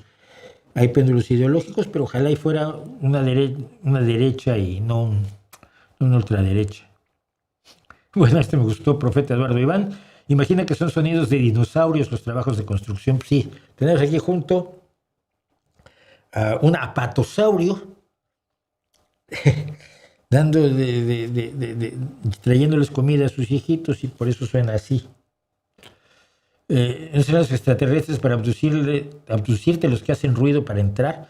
Pues a ver, yo sería el primero encantado de encontrar un extraterrestre, ¿eh? No crean que no. ¿Ya escuchaste el nuevo sencillo de Rodrigo y Gabriela? No, pero lo voy a escuchar porque soy un enorme fan de Rodrigo y Gabriela, por cierto. La cultura adolescente la inauguran los Beatles o Elvis Presley. No, Elvis Presley no inaugura una cultura adolescente. Elvis Presley tiene seguidoras adolescentes como las tuvo en su momento antes. Ay, ¿quién fue? Frank Sinatra. Las seguidoras de Frank Sinatra eran adolescentes Bobby Soxers como las bitlemaníacas de los primeros años de los Beatles. Pero no crea una cultura juvenil. Piensa, a Elvis Presley lo acompañaba un grupo cuyos nombres no puedes decirme. Y los otros que estaban creando el rock, como Chuck Berry o Little Richard, estaban viviendo en el mundo de lo que se llamaban los race records, los discos raciales, donde solo grababan negros, se supone que solo los compraban negros, igual asiste Rosetta Tharpe que a Bo Diddley. El que rompe la barrera racial es Elvis Presley, hasta cierto punto. En los años posteriores, Frank Sinatra hace muchísimo por los derechos civiles. Pero una cultura juvenil que incluya literatura, artes gráficas, o sea, todas las artes gráficas que se desarrollan con la psicodelia a partir de los Beatles. Piensa en ese maravilloso dibujo que es de un bajista, no me acuerdo ahora de su nombre, el de Revolver, el diseño de Revolver. Klaus Bormann era el diseñador, un bajista, era músico y aparte un enorme dibujante. Surge una poesía junto con la poesía beat que viene de los años 50, pero se convierte en una expresión de jóvenes, para jóvenes. Yo creo que los Beatles son los que sólidamente son la punta de lanza de la existencia de una cultura juvenil que existe hasta hoy y que era necesaria además, creo yo, ¿no?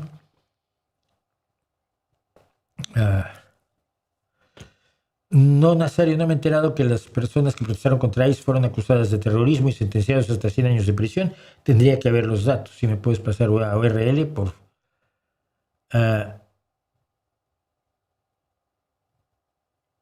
que hablando de mundiales, ¿cómo ve el tema de las estrellas de Uruguay? No sé. No sé de qué hablas. La solución soviética de Diego Rusarín, no, si me mandas la URL puede que me interese.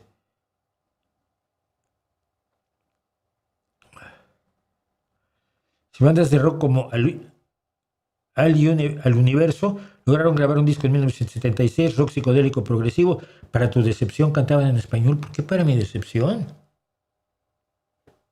¿Por qué para mi decepción? Real de 14 cantó en inglés siempre y es mi grupo favorito de español. Jaime López ha cantado en español siempre y es probablemente uno de mis compositores favoritos en español. Briseño trabajó siempre en español.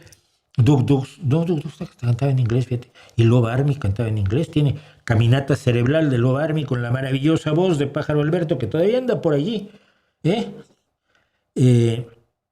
Caminata Cerebral hay versión en inglés y en español. No me decepciona que se cante en español. Me decepciona que se hagan malas letras en español, en inglés o en serbocroata. Pero no me molestan las letras en español.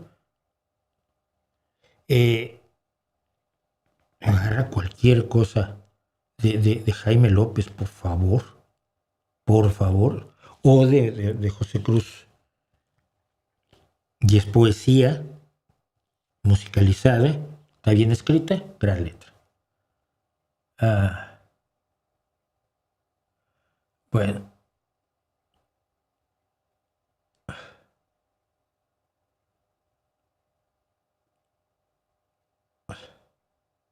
¿Qué pienso de Noroña? Es un miserable. Traidor. Traidor a la izquierda, traidor a su pueblo. Lo que él opine de mí, que opine lo peor de mí, me engrandece. Me engrandece.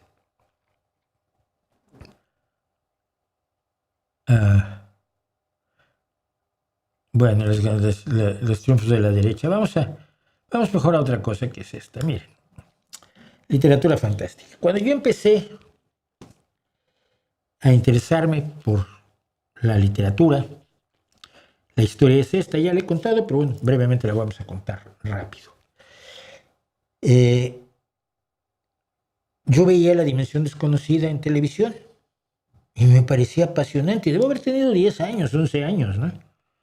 Y me parecía apasionante y capítulos como Eye of the Beholder, la belleza está en el ojo del que mira, o Tiempo Suficiente, al fin, de donde el tipo que quería leer y se acaba el mundo y finalmente puede leer, pero resulta que no va a poder leer porque pisa sus gafas después de haber hecho sus montones de cuántos libros iba a leer cada año.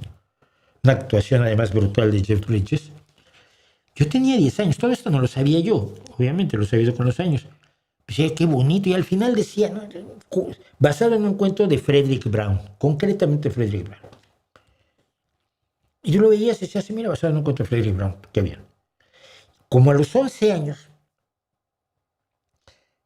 en un Sanborns veo un libro de cuentos de Frederick Brown.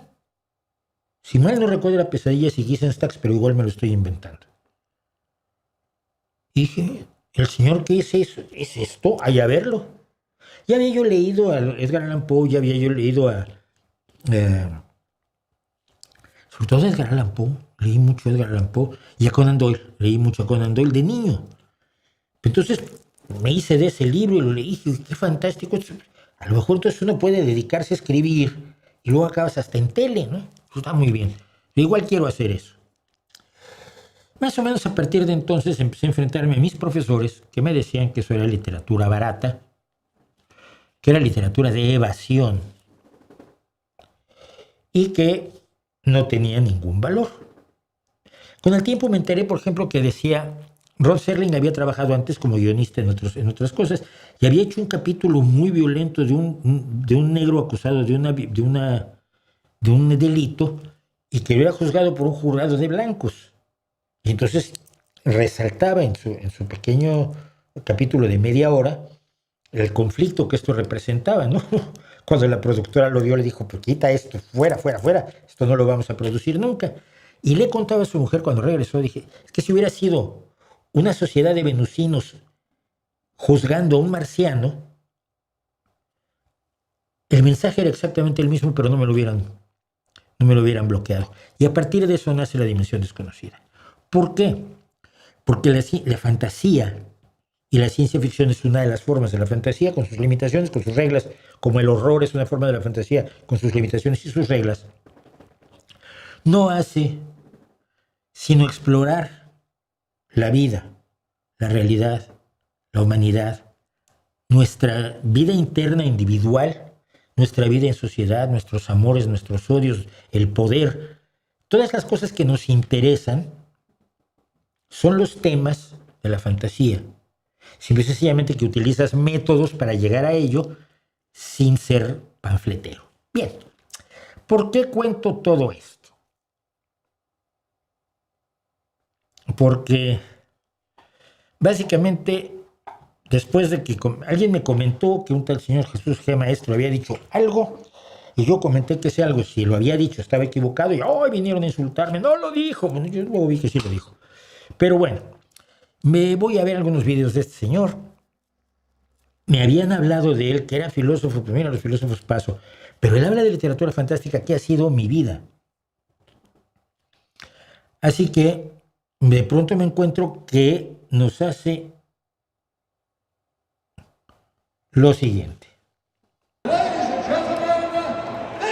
Señoras y señores, por el campeonato indiscutido de la tinta y el papel tenemos a Miguel de Cervantes Saavedra, soldado manco y tartamudo, autor del ingenioso hidalgo Don Quijote de la Mancha de 1605. Y tenemos aquí en este lado a John Ronald Reuel Tolkien, profesor universitario, comendador de la Orden del Imperio Británico, autor del Hobbit y del Señor de los Anillos. Y solo puede quedar uno. O algo así. Me pareció tan alucinante lo que llega a decir, a presentar la literatura como una lucha. entre dos concepciones radicalmente distintas y una de ellas nos quiere manipular. ¡Ay, conspiranoia, conspiranoia! Y luego, manejando todo como el mundo anglosajón contra el mundo hispano, este Trafalgar permanente en el que viven los hispanistas, ¿no? Que están peleando la batalla de Trafalgar permanentemente, están peleando todas las peleas, las guerras del pasado, están peleando la conquista de América y la conquista de Tenochtitlán y del Perú toda la vida, ¿no? Siguen en ello metidísimos, no pueden mirar para adelante, porque atrás está la leyenda negra y la leyenda rosa. Yo me he quedado absolutamente alucinado. Mire, vamos a oír un par de vídeos, no me voy a meter mucho en sí en esos vídeos, pero sí quiero contar un par de cosas. Cervantes frente a Tolkien. Esa es la clave del siglo XXI. Cervantes como alternativa a una imaginación frustrante, engañosa y que indudablemente induce a fracasar porque induce al ser humano a perder de vista la realidad en la que vivimos. Es decir, el Quijote es un GPS de la realidad. La literatura de Tolkien es una enajenación neoténica de la realidad, en suma. ¿No me creen? Sigan leyendo a Tolkien. Más realidad para los demás. Es que a ustedes se les da a escoger entre el espejismo y el oasis y se quedan con el espejismo. Pues eso es lo que hay. Yo les doy a escoger entre el Quijote y el Señor de los Anillos. Si ustedes quieren el espejismo, mejor para los que estamos en el oasis. ¿Really? Bueno, punto uno. No entiendo cómo el hecho de que yo lea a Tolkien lo hace más feliz, lo enriquece a él leyendo al Quijote. Sí me hace raro.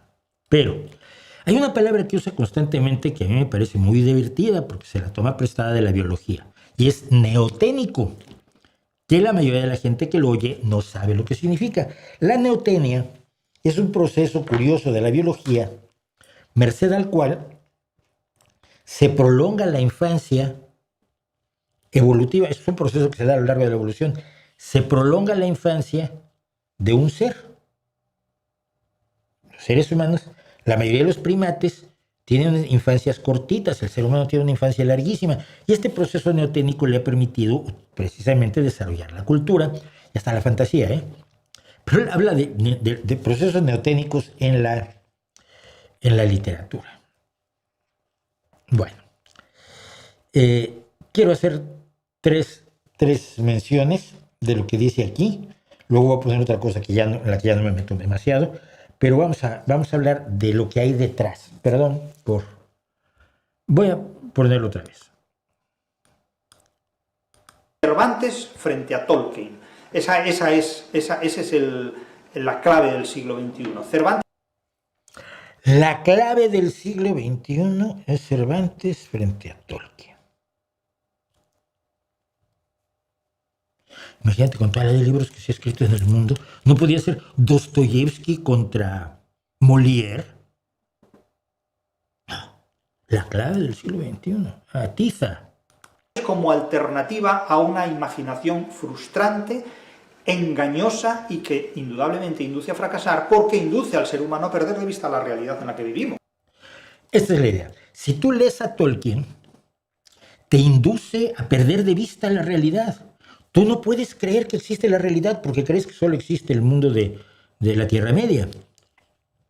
Te induce al fracaso, por lo tanto, y si fracasas, no es porque seas pobre, porque seas tonto, porque no hayas tenido oportunidades, porque tuviste mala suerte, porque te estafó tu socio, porque te metiste en cuestiones para las que no tenías las habilidades necesarias, por mero azar. ¡No, hombre! Fracasaste por leer a Tolkien. ¿Ves? Tonto. En cambio, si hubieras leído a Cervantes, éxito en los negocios. Hombre, chicas guapas, yates, Lamborghinis para el servicio. Tú tienes un Bugatti Veyron, por supuesto. Es decir, el Quijote es un GPS de la realidad. La literatura de Tolkien es una enajenación neoténica de la realidad. Una enajenación neoténica. ¿Será que no le gusta lo juvenil? Fíjate qué raro, ¿no? Yo que soy mucho más viejo que él, a mí lo juvenil me encanta. Pero Es la idea que tenían mis viejos profes, los viejos esquizos, los almidonados, de que la literatura de la fantasía era de evasión. Lo dice una serie de barbaridades que... Solo esto, miren. La literatura neoténica empieza en El Principito, prosigue con Alicia en el País de las Maravillas y desemboca en El Señor de los Anillos. Solo que El Principito es posterior a Alicia en el País de las Maravillas y además no es anglosajón, El Principito es francés. El Principito trata del lío que siempre a todo ser humano le ha provocado el asunto del amor. Sobre todo cuando tienes a alguien que abusa de ti, como la Rosa del Principito, de la amistad, de la capacidad de soñar, de la capacidad de sacrificio. El Principito cuenta muchísimas cosas que desde la fantasía, sí, hablan de la realidad de todos nosotros. Porque habría que ser muy imbécil para creer que el éxito del Principito se debe a su capacidad de evasión y no a cómo la gente se encuentra a sí misma en el Principito.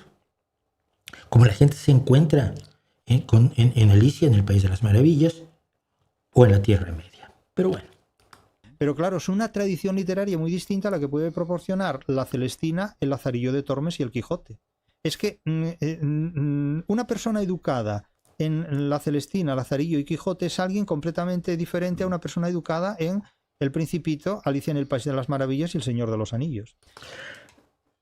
Aquí tenemos el primer problema. El que está educado en todo eso.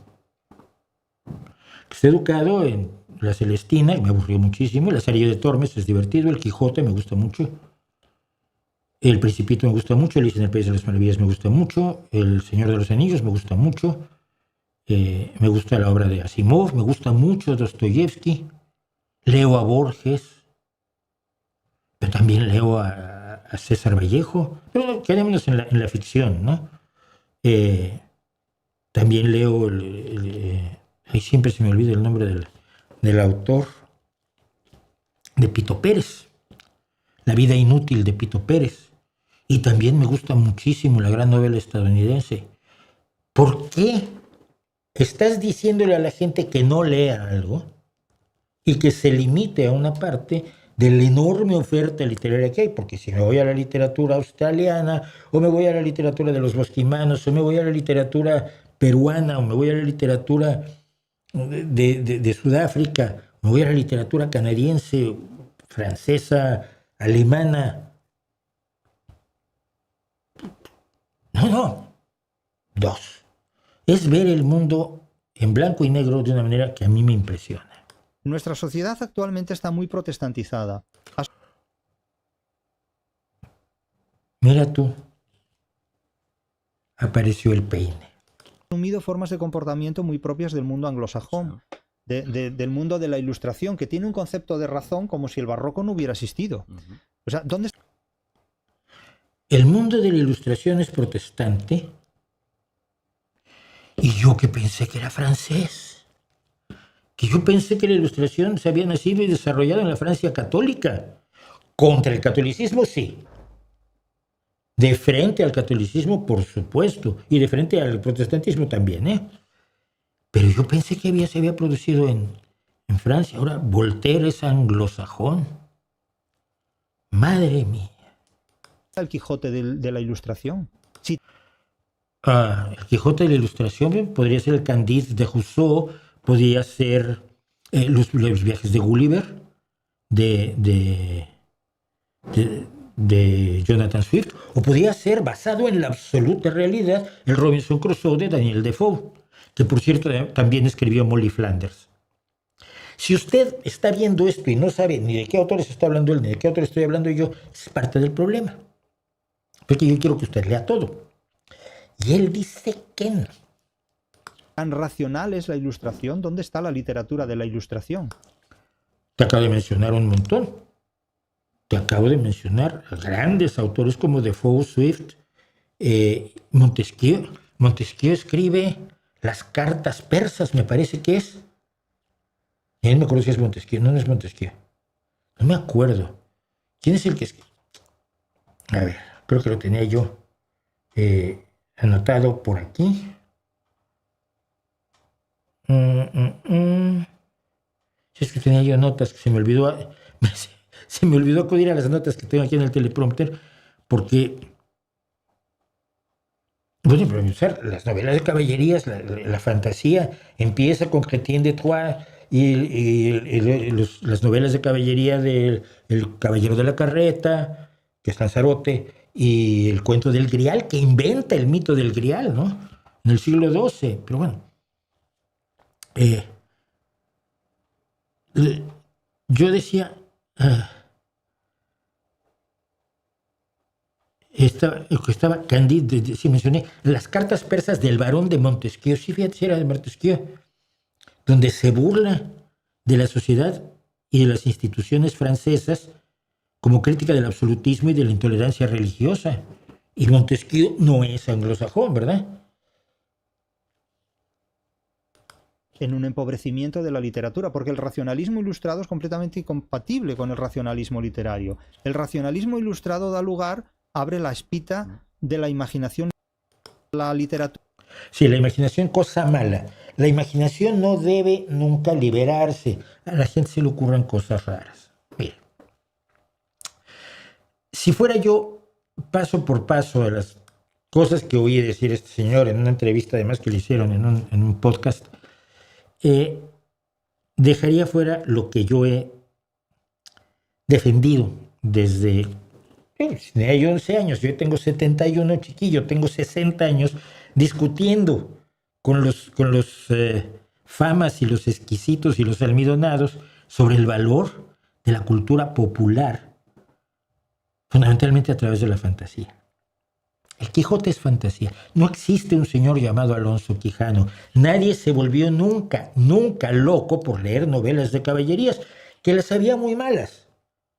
Pero el Amadís de Gaula es el que funda la literatura de caballerías en España, en español, y sigue siendo un libro que se puede leer, el Amadís de Gaula. Jamás existió Aldonza Lorenzo, jamás existió Sancho Panza, jamás existió Clavileño, el caballo de madera que surcaba el cielo y te llevaba hasta la luna, como ocurre en el Quijote. En el Quijote hay buenos y malos suficientes para que nos posicionemos entre el bien y el mal, como lo hace la Tierra Media, como lo hace la lucha del anillo en Tolkien, simple y sencillamente. Es como lo que me da la idea es que en el fondo está obviamente militando en el mundo de este hispanismo del Trafalgar permanente, donde las únicas dos opciones que existen en el mundo son la cultura anglosajona y la cultura española.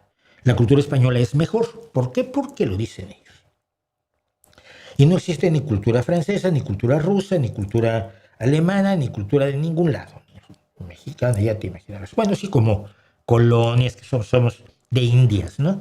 Entonces, si le decimos que sea el imperio, pues ya entonces nos dan parte de Cervantes. La literatura fantástica es una de las mejores formas de llegar a analizar los problemas más críticos de la humanidad, GPS de la realidad si quieres, porque te permite distancia.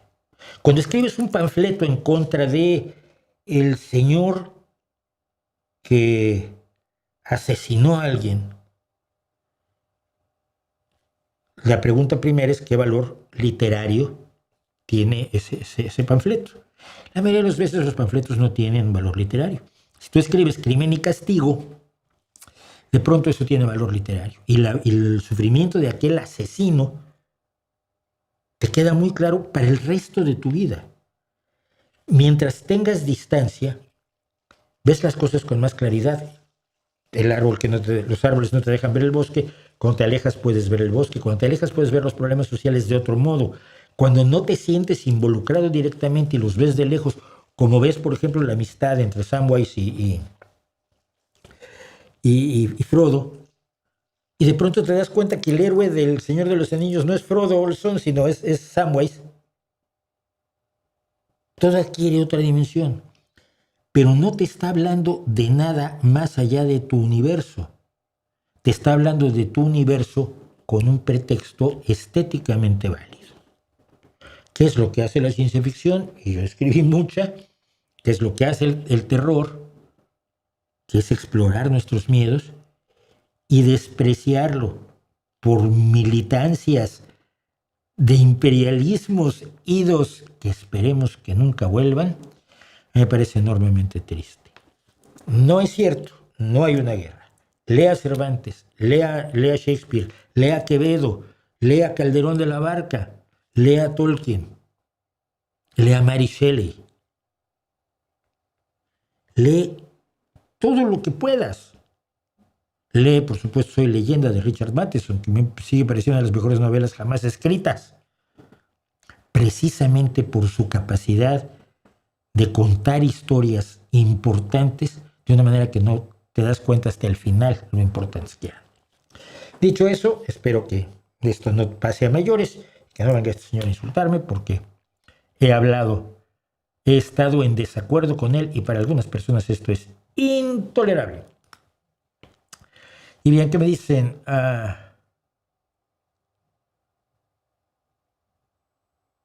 No considero que México tenga una cultura permisiva para celebrar a través del caos y el daño. Todas las sociedades ante el caos y el daño buscan celebrar.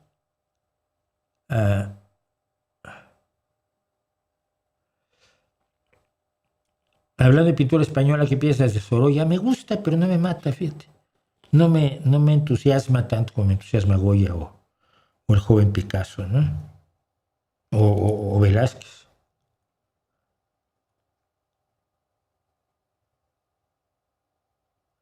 ¿Los médicos van voluntarios en su mayoría? No lo sé. No me dicen que no. A mí me han dicho que no.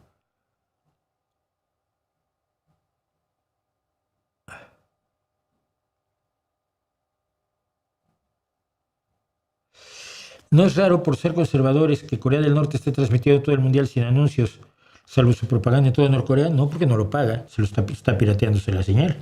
Punto y sencillo. Y es populismo, es mero populismo. Pensé que nomás le gustaba el básquet. No, siempre he sido fútbol. Hay 4 deportes que seguí toda la vida: el baloncesto, el fútbol, el fútbol americano y el béisbol.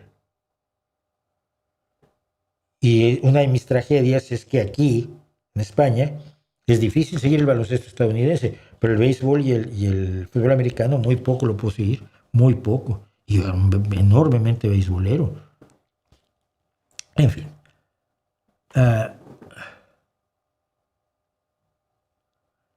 ¿Por qué creen? Esto me parece interesante, Omar. ¿Por qué creen que en México se celebra con caos y destrucción y en el resto del mundo no?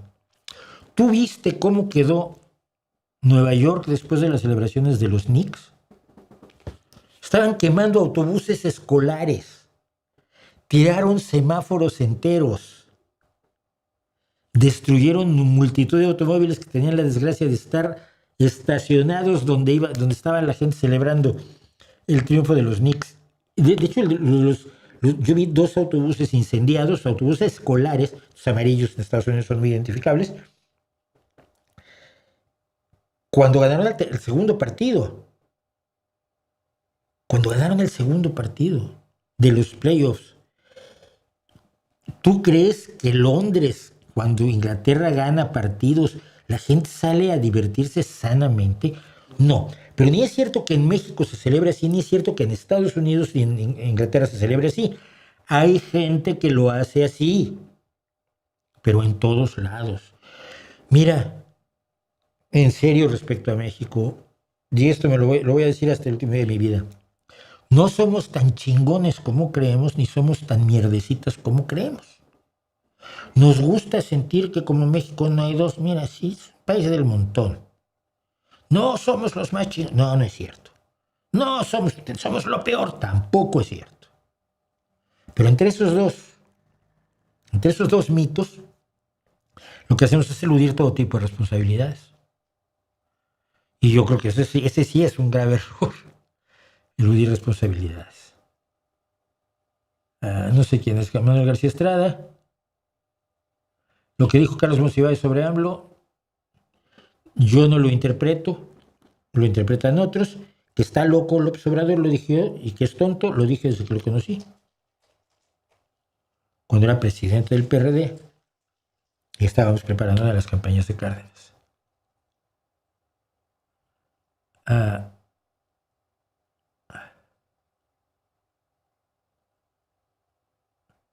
El caso de la alcaldesa que fingió su secuestro para cubrir el faltante de dinero, sí lo leí, pero no sé qué se puede hacer.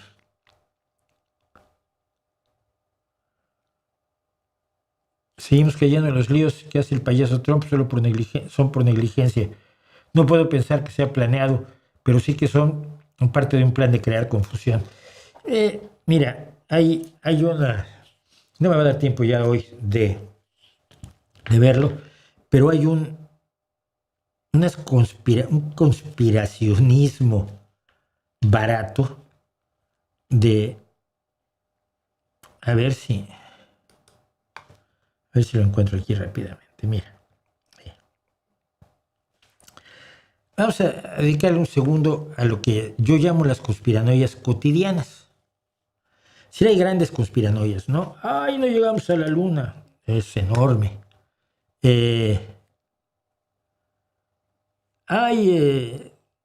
Tierra es plana. Los judíos quieren apoderarse del mundo.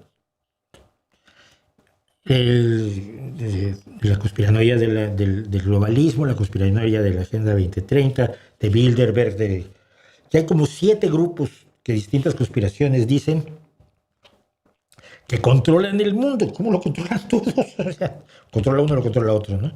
No puede controlar todos. Y si lo controla uno, pues deberían estar allí los más ricos, como los orientales y los árabes, ¿no? Pero en el Club Bilderberg no están. Pero bueno, la gente vive de esto. Pero hay, aparte de las grandes conspiraciones, hay conspiraciones pequeñitas que a mí me preocupan. Por ejemplo, la comida te mata. Se dice a la gente, se señala de manera continua que todo el trabajo de seguridad alimentaria que se ha hecho en el mundo no es verdad. Que no es cierto que los gobiernos tengan organizaciones de científicos que evitan que los alimentos nos envenenen. Y entonces tienes miles de gentes haciendo enormes negocios. Ríete de las farmacéuticas. El negocio del bienestar es mucho mayor que el de las farmacéuticas. Gente que está diciéndote que tu comida te mata, que tiene cosas malísimas. Déjame ver si tengo aquí el de... Tenía yo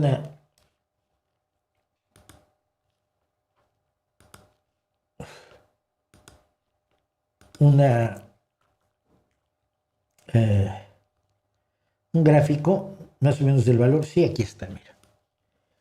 Un gráfico del valor de la industria del bienestar, entre comillas, de la industria del bienestar y la horrible, malvada industria farmacéutica. La industria farmacéutica vale 1.600 billones, 1,6 billones de dólares. Trillion en inglés es billón, 12 ceros. 1.600.000 millones de dólares. Y la industria del bienestar es 4 veces más grande, con un valor de 6,3 billones de dólares. Es decir, 6.300.000 millones de dólares. 4 veces más grande. La comida te mata. Los conservantes, los acidulantes, los colorantes. ¿No? Tú vas con la gente que sabe. Aquí entrevisté alguna vez a Gema del Caño, que es especialista en esto. Dice, nunca se comió con tanta seguridad como ahora. La supervisión es enorme. Que te pongan algo venenoso y que se sepa que es venenoso y que permanezca en la comida es alucinante, no es cierto. Se quita de inmediato. Por supuesto está la conspiranoia de que los médicos son todos unos comerciantes. No, ningún médico te quiere cuidar. Lo único que quieren es enriquecerse. Y este es un rollo que viene muy de Estados Unidos, porque en un país como España, donde los mejores médicos están en la pública y ganan un salario, y no ganan más por más pacientes que atiendan, ni ganan más si te recetan tal o cual cosa, ni ganan más si operan a alguien más rico que uno más pobre, suena tan profundamente idiota, pero lo tienes allí. Los médicos son todos unos comerciantes. Las farmacéuticas no te quieren curar, quieren mantenerte enfermo. Oye, entonces, ¿cómo es que hay curaciones? Bueno, no es que se les escapó. Se les escapa, ¿no? El gobierno quiere ocultar todo. Mira, ¿cómo sabes que el gobierno ocultó tal cosa? Ah, bueno, porque unos periodistas se metieron. No que todos los periodistas son corruptos y al servicio del gobierno. ¿Cómo te enteras de que las farmacéuticas a veces cometen atropellos, como todas las empresas privadas, historias de error del libre mercado? ¿Cómo te enteras de lo que hacen las farmacéuticas? Porque hay periodistas que van y se meten. No, pero los medios están todos vendidos, entonces no se meterían los periodistas. Pero es que todos los políticos son ladrones. ¿Por qué lo dices? Bueno, porque encontraron a ese robando. ¿Y quién lo encontró? Pues unos periodistas. Pero pues, como los jueces están todos vendidos, oye, si todos los jueces están vendidos, ¿por qué lo metieron a la cárcel? ¿Por qué lo detuvieron? Los científicos mienten. Los científicos dicen lo que aquel que les paga les dice. Ni siquiera saben cómo funciona la ciencia, ¿no? La ciencia funciona a través de financiamiento que no depende de lo que del resultado que vas a tener, ni mucho menos. Si vamos sumando todas estas y algunas otras que hay por allí, tenemos un problema muy serio. Vivimos rodeados de conspiraciones. Ponte esta almohada porque con la almohada que estás usando te estás desgraciando las vértebras. El otro día vi una y es toda una serie de anuncios en YouTube. Nada más por eso no tengo YouTube Prime, para seguir viendo los anuncios. Dicen, ¿tú sabías que el ajo es muy beneficioso para tu salud? No, no es cierto, es sabroso, pero es muy beneficioso para tu salud. Pero lo has estado comiendo mal. En este recetario te enseño cómo usar la albahaca, la hierbabuena y el ajo de manera correcta para que tenga todos los bienes de salud. O sea, ahora que te pasaste a comer solamente cosas que supones que son saludables, que no siempre lo son, ahora resulta que las estás comiendo mal. Y entonces yo te voy a contar con este libro recetario, que te puedo mandar por solo $40, te voy a enseñar cómo comer eso que es tan bueno, porque todos te han dicho que está muy bueno eso. Es buenísimo para el hígado comer, qué sé yo, remolacha, pero a la remolacha le estás comiendo mal. Tienes que mezclarla con limón y esto y el otro y lo demás allá y ponerle un poquito de esto. Y de pronto están haciendo allí la poción de la bruja de Hansel y Gretel para venderte miedo. Para venderte miedo. Y entonces cuando miras todo a tu alrededor y todo está salpimentado de conspiraciones, de unos ellos misteriosos muy, muy, muy poderosos que nos están jodiendo a todos nosotros y no nos damos cuenta, salvo tú que te das cuenta porque eres muy vivaracho. ¿En qué medida estamos viviendo agorzonados, asustados, preocupados, temerosos, sufriendo? Porque mira, en pseudociencias y en pseudomedicina y en política y en la vida cotidiana, el que controla tu miedo, controla tu vida. Todas las conspiranoias, no hay ninguna buena, ¿no? Ay, hay unos señores que están haciendo algo bueno y no quieren que los descubran. No existe eso. Todas están destinadas, son construcciones de literarias y ficticias creadas para provocarte miedo. Mira, Maestro lo hace. Si tú lees a Tolkien, fracasarás. No tu empresa quebrará, tus hijos se morirán de hambre y tu casa se caerá a pedazos y tu mujer, como en el cuento, como el tango alegre de Ardila, tu mujer te engaña con tu único amigo. Si lees a Tolkien, uy, no.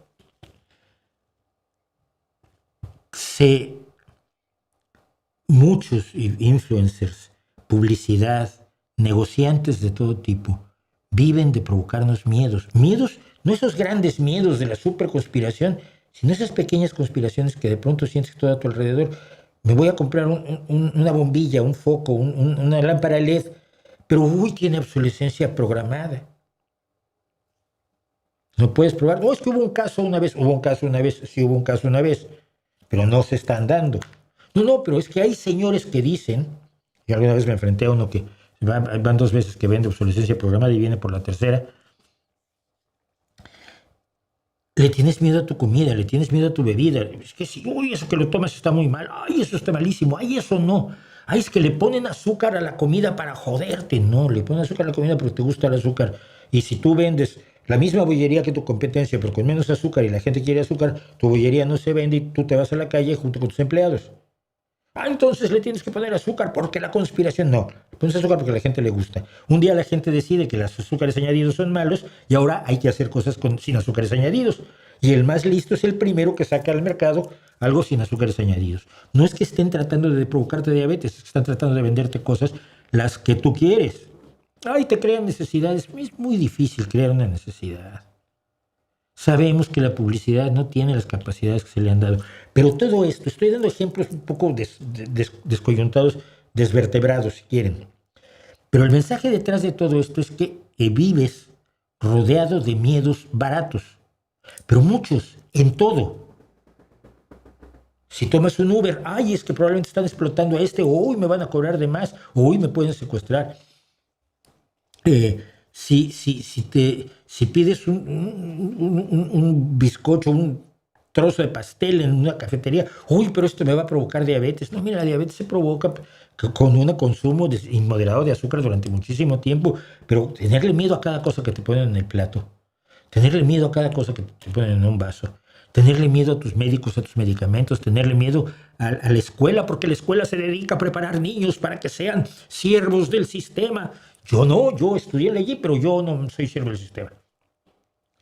La escuela está mal, los científicos te mienten, todo el mundo, los medios. Quien controla tu miedo, controla tu vida. El miedo es un producto maravilloso de la evolución. Te permite prever un daño posible y eludirlo en muchos casos. Un ser vivo sin miedo vive poco. Pero el miedo sin control se vuelve, en vez de tu elemento de supervivencia, se vuelve tu rienda, se vuelve tu freno, se vuelve aquello con lo que no puedes hacerte de la información que te puede ayudar a entender el mundo. Porque se disfraza de información, se va disfrazando de información todo esto que se cuenta, lo cuenta gente sin intención, con la irresponsabilidad absoluta, ¿no? El otro día me tocó en una reunión que teníamos un grupo de personas y uno que dijo, pero es que claro, como esto tiene conservantes, ya no pude más. Me dije, ¿sabes que si no hubiera conservantes habría hambre en el mundo? Pero hambre de verdad, probablemente la tuya también. Que los conservantes han sido uno de los grandes descubrimientos de la ciencia, porque antes conservábamos con 2 cosas, con sal y con azúcar, que no son muy buenas en exceso. Y los conservantes de hoy están probados para que su consumo no sea dañino y permiten la conservación de alimentos que de otra manera se echarían a perder. ¿De qué estás hablando? La desinformación y el miedo van de la mano. ¿Qué hacemos? Informar a la gente a nuestro alrededor. Primero informarnos nosotros, que es lo que yo he hecho en este canal y en mi trabajo periodístico toda mi vida. Primero informarme yo, y luego informar a los demás, aunque se enojen otros porque los informas. Porque les digas, no, sí, fuimos a la luna 6 veces, hombre. Fingieron una intervención en la luna. Bueno, mi madre, te puedo creer que podrían haberlo hecho, pero 6 veces. Y que luego al que llegó primero lo recibiera la Unión Soviética como un héroe, que fue lo que hicieron con Neil Armstrong. Informarnos y difundir esa información, porque no lo hacemos para no quedar mal cuando estamos con todos los amigos, cuando el que dice, pero es que no llegamos a la luna, es el centro de atención de todos, y tú eres el puto aguafiestas que va y dice, no, sí, llegamos 6 veces. Quien controla tu miedo, controla tu vida. Si puedes controlar tu miedo y ayudar a controlar el miedo de otros con información, damos un paso adelante, creo yo. Que igual, por supuesto, igual me equivoco. ¿Qué opinas del calor que está haciendo estos días? Que lo odio, pero yo antes era animal de clima frío, fíjate, me gustaba más el frío que el calor, pero igual ahí sí son los años, pero empiezo a gustarme más el calor que el frío, pero el calor con niveles. ¿Qué expectativa tiene con respecto al nuevo disco de Deep Purple? El que oí, que fue no, Jealous Boy es de John Lennon, ¿no? Oí el primer disco y me siguen gustando. ¿Qué quieres? A mí sigue siendo una de las bandas que me gusta extraordinariamente. Y hablando de música y hablando del nuevo disco de Deep Purple, y además pues, Ian Gillan sigue cantando muy bien. Obviamente no alcanza los tonos, las notas que alcanzaba cuando cantó Child in Time en 1970, pero son 56 años después.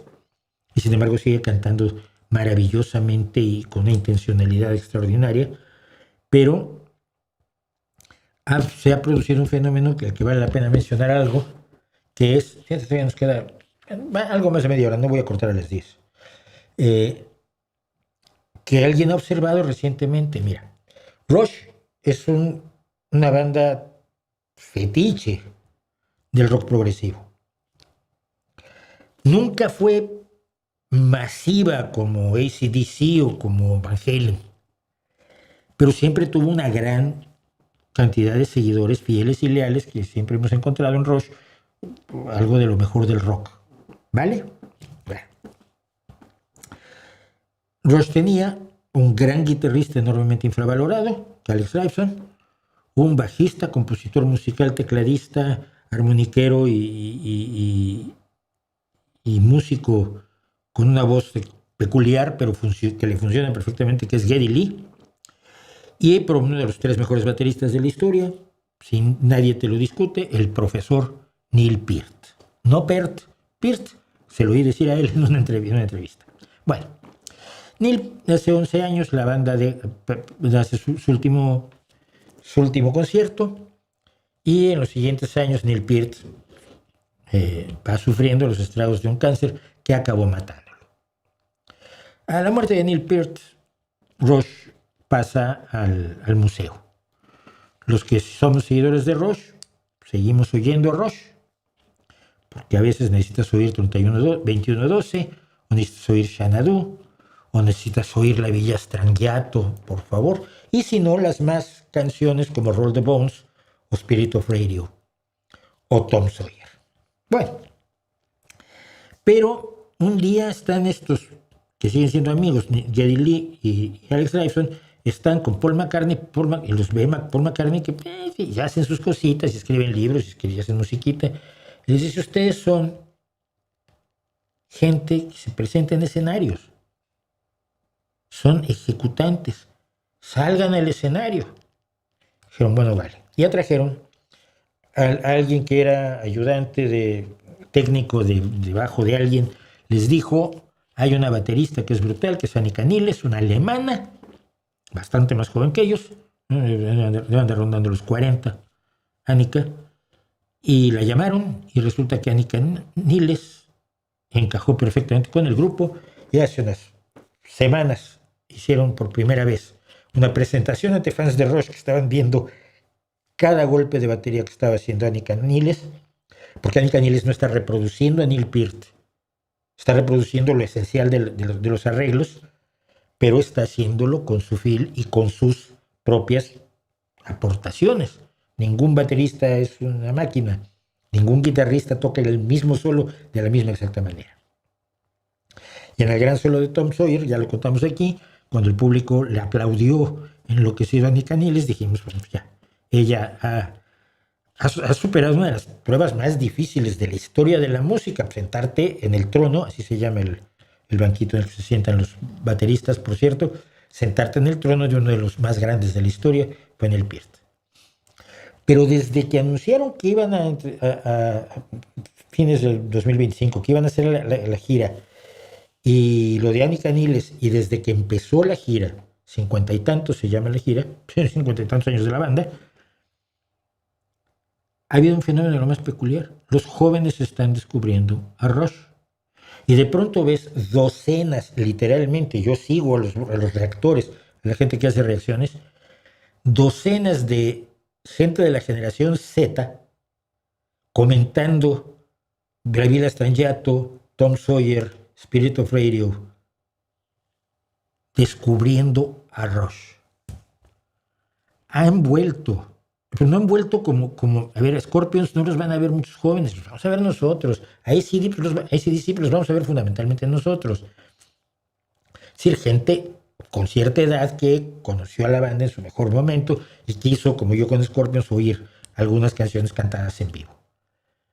Pero no, lo que está yendo ahora a los conciertos de Rush es una mezcla como la mezcla brutal que tiene The Warning, ¿no? Donde hay desde cabecitas blancas hasta niños de 12 años, 9. Pero que lo haga Rush, que a mí me sigue pareciendo las mejores bandas de la historia, me da mucho gusto y lo quería comentar con ustedes.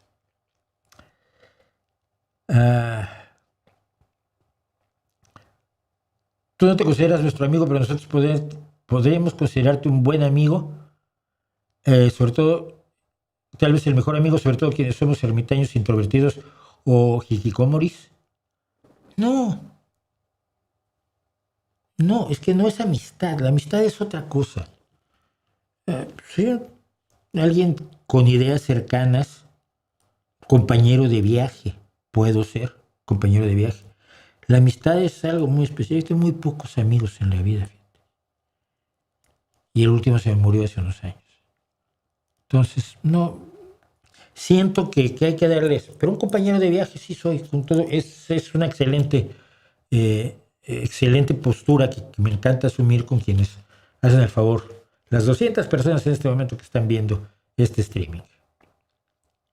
¿Por qué el gato disputa el afecto humano al perro? No lo sé. Nunca me ha pasado. En esta esquina, y en esta otra Sir Arthur Conan Doyle. No sé cómo estuvo bien, es que estuve imitando a este. Este es el que presenta las MMA, las peleas de la MMA que a mí no me gustan. Pero bueno. Si quieres realidad que lea Juan Luis Arzuaga, bueno, sí.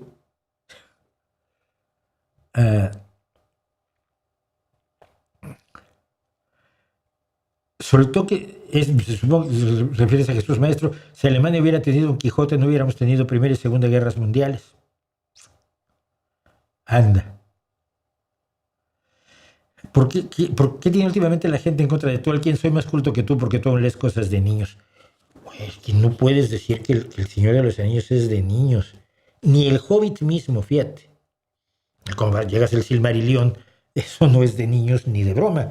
Por eso lo de la neotenia que maneja Maestro me parece que es una palabra que se encontró y dijo, ay, mira qué bien, pero que no está, el concepto no está bien empapado de la literatura. Llamar a literatura infantil, que es lo que quiere hacer, es bobo. Porque el Señor de los Anillos, solo un ejemplo. Wormtongue, no me acuerdo cómo se llama en español. El psicofante que mantiene a uno de los reyes de la Tierra Media bajo su dominio, contándole mentiras al oído. ¿Cuántos no en el pasado? Desde Tlacael con Moctezuma, historia que nadie sabe si es cierta, hasta Rasputín, hasta el cardenal Richelieu. Si tú quieres hablar de la influencia del cardenal Richelieu sobre la monarquía francesa, puede ser muy aburrido, pero es exactamente lo mismo que tienes en El Señor de los Anillos con Wormtongue. El rey de Rohan. No me acuerdo, yo no soy tan fan como para sabérmelo de memoria, pero bueno.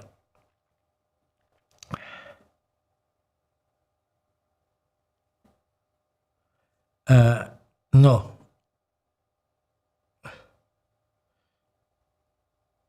Saludos desde Costa Rica. Hola, mira, casi nadie me saluda desde Costa Rica. Te pasó lo que decía Lemmy, que decidieron no envejecer, o sea, no volverse anticuados. Este tipejo piensa que sigue en el siglo XVIII. A ver, mira, cumplir años es inevitable. Con los efectos que tiene cumplir años, ni modo. Envejecer es una opción. Es una decisión personal. Hay gente que a los 20 años ya envejeció. Yo he conocido a alguno. Así que No.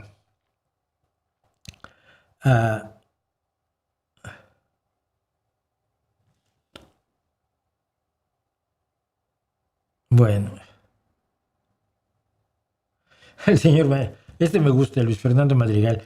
A Jesús Maestro se le olvida que el Quijote era lo mismo que el Señor de los Anillos en su época, un libro de aventuras que, a decir de Borges, ya había pasado de moda. Mira, cuando escribió el libro El Quijote, ya las novelas de caballerías habían pasado de moda, pero Jesús Maestro es hispanista, todo está dicho, para Mauricio es un nazi. Si es un hispanista, de los de volvamos al imperio y acabemos con los malditos anglosajones, la leyenda negra, son hispanazis, por supuesto.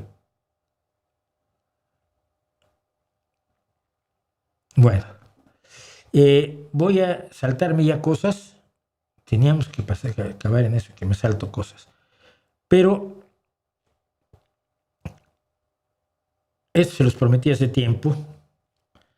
Y como tengo pocas ganas de leer el teleprompter hoy. Además, de una de las cosas que iba yo a tratar, estoy tratando de que venga la autora. Es alguien que está analizando cómo está funcionando la indoctrinación en México, que es impresionante. Entonces, me preguntaban de mis recuerdos del 68. Mira, son inconexos, pero yo soy una persona, como lo saben ustedes, quienes me siguen, pudiendo hacer algo mejor que seguirme, yo tengo una memoria muy peculiar. Mi vida la recuerdo en trozos, como en pequeñas rebanadas, ¿no? Pero la mayor parte la he olvidado. Me acuerdo de cositas y cosas que de pronto regresan. Pero esto no es la edad, esto me ha pasado toda la vida, ¿eh? ¿Te acuerdas cuando estuvimos en tal lugar? No. Pero de pronto me acuerdo de otro lugar en el que estuvimos y me acuerdo de los detalles, etc. Mi memoria es muy selectiva. Bueno. Yo tenía 13 años, estaba estudiando en una escuela fundada por un estadounidense, el Colegio Columbia, que era como el competidor del colegio americano que teníamos enfrente, que era donde estudiaban los hijos de los diplomáticos e industriales estadounidenses avecindados en México. Y creo que lo siguen haciendo. Yo estaba en el Colegio Columbia, mi directora el fundador era estadounidense, la subdirectora era estadounidense, me caía muy mal, porque hablaba mal de México. Y comienza el movimiento del 68. Y yo me involucro mínimamente. Tenía 13 años, a ver si nos ubicamos, 13 y medio.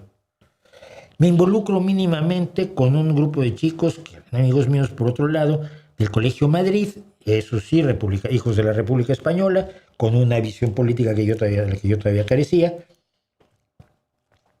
y que organizan una mini brigada para hacer cosas para el movimiento del 68. Para el movimiento. Se llamaba el movimiento y nada más. Y yo hice un par de mitines con ellos, y entonces mi madre dijo, ni de lejos, y me mandó a Guadalajara, que es donde vivía mi padre. Cuando regresé, Guadalajara era toda la noche en tren. Iba uno a Guadalajara en tren y regresaba de Guadalajara en tren. Yo regresé la mañana del 3 de octubre de 1968, después de estar casi un mes con mi padre adoptivo, siempre digo, aclaro, en Guadalajara, donde él vivía desde años antes.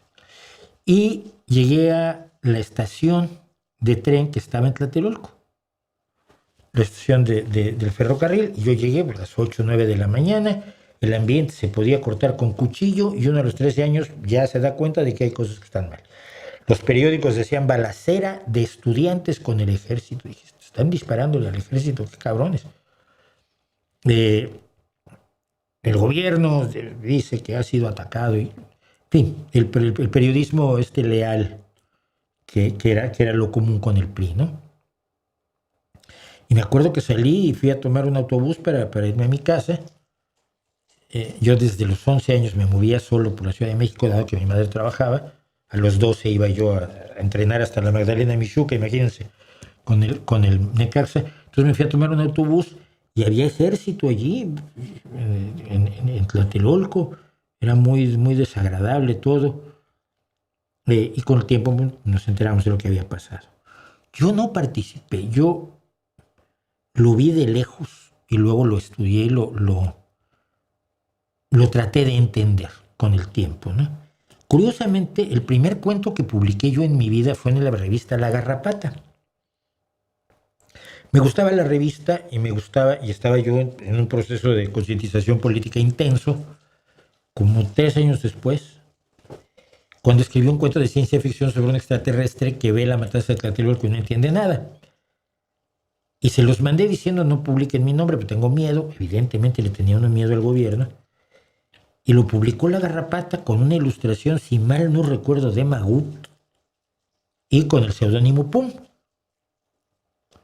Ese fue el primer cuento que yo publiqué en mi vida y está relacionado con el 68. ¿Por qué? Porque los acontecimientos del 68 marcaron nuestra vida, aunque no hubiéramos participado. La gente 2 o 3 años mayor que yo estuvo muchísimo más implicada, por supuesto. La gente 6 años mayor que yo ya estaba en la universidad y por lo tanto lo vivió intensamente y son mis amigos. Como he dicho, yo siempre he tenido amigos o mayores que yo, o menores que yo, pero de gente de mi edad poquitos. Lo que recuerdo fue la enorme ingenuidad que yo creo que he heredado del movimiento. Mira, siempre se dijo que el movimiento del 68 había sido organizado por la Unión Soviética, que había pagado a los líderes estudiantiles, pachachín, pachachán. Pasan los años, se desclasifican los archivos secretos de la CIA y del FBI, y la CIA dice, no hay mano negra. La CIA se metió a investigarlo hasta el fondo y dijo, no, aquí los rusos no estaban presentes. Esto es una chifladura de los propios jóvenes mexicanos. Y eso lo revelaba muy bien una escena de La noche de Tlatelolco de Elena Poniatowska, que leí muchas veces, de una chica que traía un bote con un papel que decía Consejo Nacional de Huelga, CNH.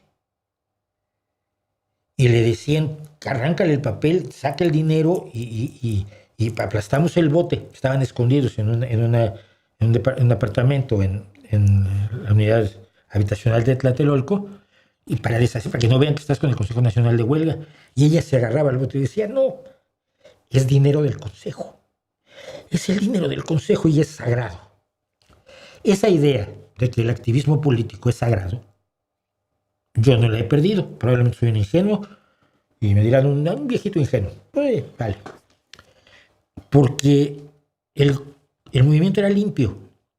Obviamente la gente de la extrema izquierda del Partido Comunista estaba metida y quería hacer la revolución, por supuesto, pero nunca con un plan detrás como quiso verlo el gobierno mexicano, el imbécil de Díaz Ordaz, ¿no? Cuando uno, sujeto perfectamente identificado, llevó armas y dijo tenemos que armarnos, el Consejo Nacional de Huelga le enseñó la puerta y se negó a armarse estando en asamblea dentro de la ciudad universitaria cuando tenía tomada la universidad el Consejo Nacional de Huelga, ¿no? Antes de que el ejército tomara ciudad universitaria y el Politécnico. Esa ingenuidad, esa idea de que cuando tú quieres algo bueno para los tuyos es limpio y tienes que hacerlo de manera limpia y honesta y directa y abierta y noble, es una gran herencia para algunos de nosotros, no digo que para todos, que está lleno de traidores la Cuarta Transformación, pero es una idea que a algunos se nos quedó. Lo que sigue es los Juegos Olímpicos, el 68. Y lo que sigue es mi tío, que era restaurantero, uno de mis tíos, 11 tíos que tuve, madre mía. Aguantar 11 reaccionarios era difícil, hijos míos, era difícil. Y siendo uno la oveja negra de la familia, además, porque mis 35 primos tampoco giraban mucho a la izquierda. Ya estaba yo acostumbrado a ser así, ¿ven? Y entonces, uno de mis tíos había tenido restaurantes, era restaurantero, tal y cual, y estaba a cargo de una de las cafeterías de la Villa Olímpica. Y entonces, con todos esos hijos y otros amigos, nos colamos a la Villa Olímpica porque se podía. Fuimos a ver, estuvimos para ahí juguetando con los atletas. Queríamos ver a la más joven y más bonita de todas las gimnastas, pues todas eran mayores que nosotros, teníamos 13 años todavía, noviembre de 1968, que era Natasha Kuchinskaya, la más jovencita, tenía 14 años creo, gimnasta rusa. La conseguimos ver de lejos, ¿no?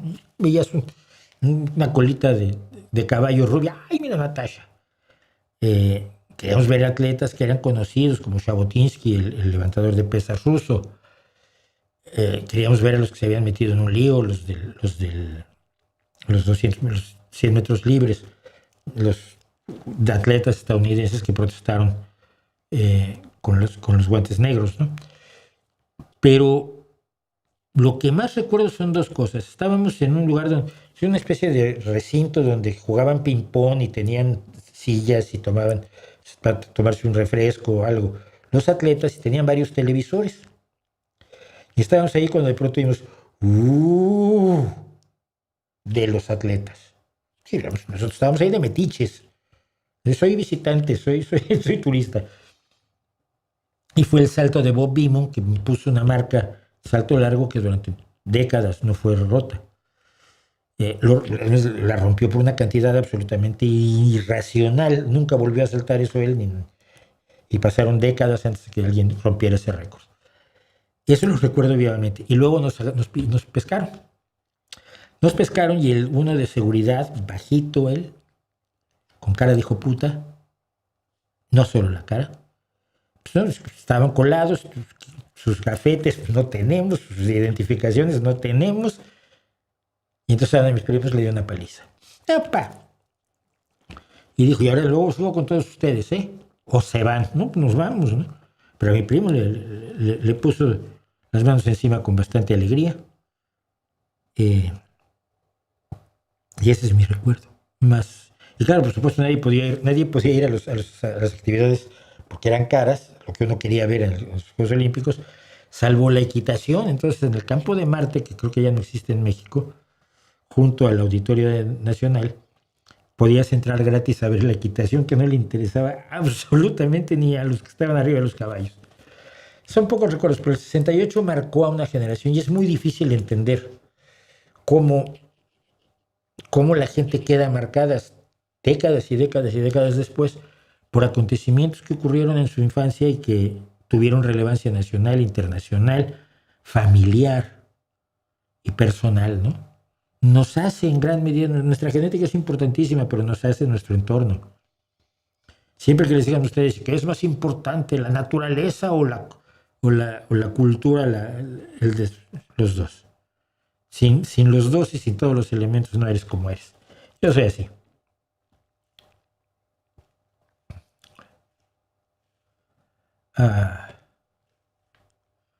Aquí hay uno gritándome. No me griten, ¿eh?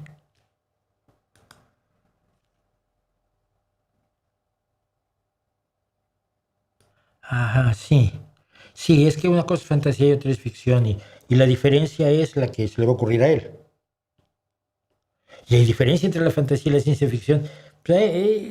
Quisimos muchos años establecerla, pero hay un espacio en medio, una zona gris tan grande, que al final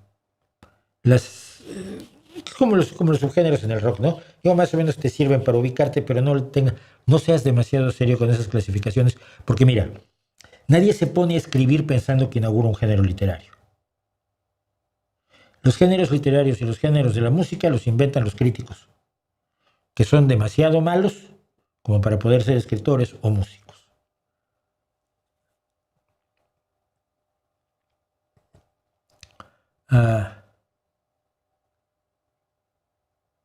Bueno, ¿has leído El poeta mexicano Quetzalnóa? No sé. No lo he leído.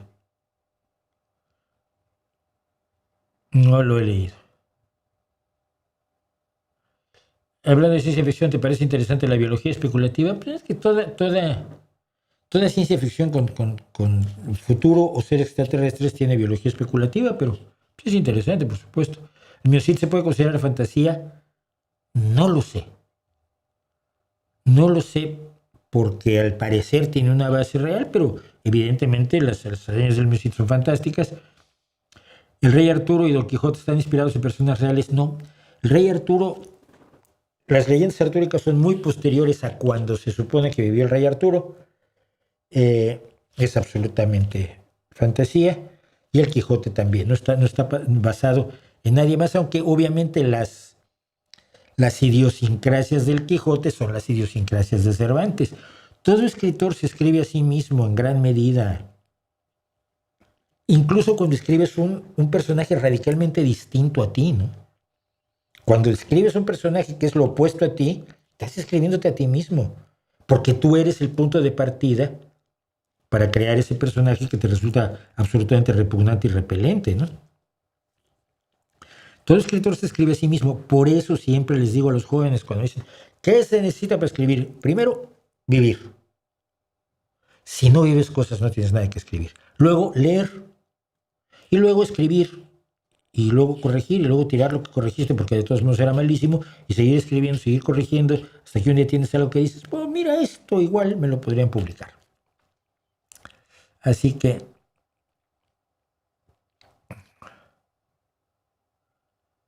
favoritismo institucional de la FIFA a favor de Argentina. Sí, otra conspiración, sí. El partido que tú estás viendo ya está arreglado, te están engañando. Quien controla tus miedos, controla tu vida. Ahora no puedes disfrutar el fútbol porque está manipulado en un favoritismo a Argentina y por eso Alemania empató a 0 con Ghana. Porque los alemanes decidieron que no iban a meter gol. ¿Really? Me cuesta mucho trabajo que se piense así respecto de todo. Respecto de todo. Entras al supermercado y lo que ves son amenazas. Hasta la bolsa de plástico que te dan al final. Bueno.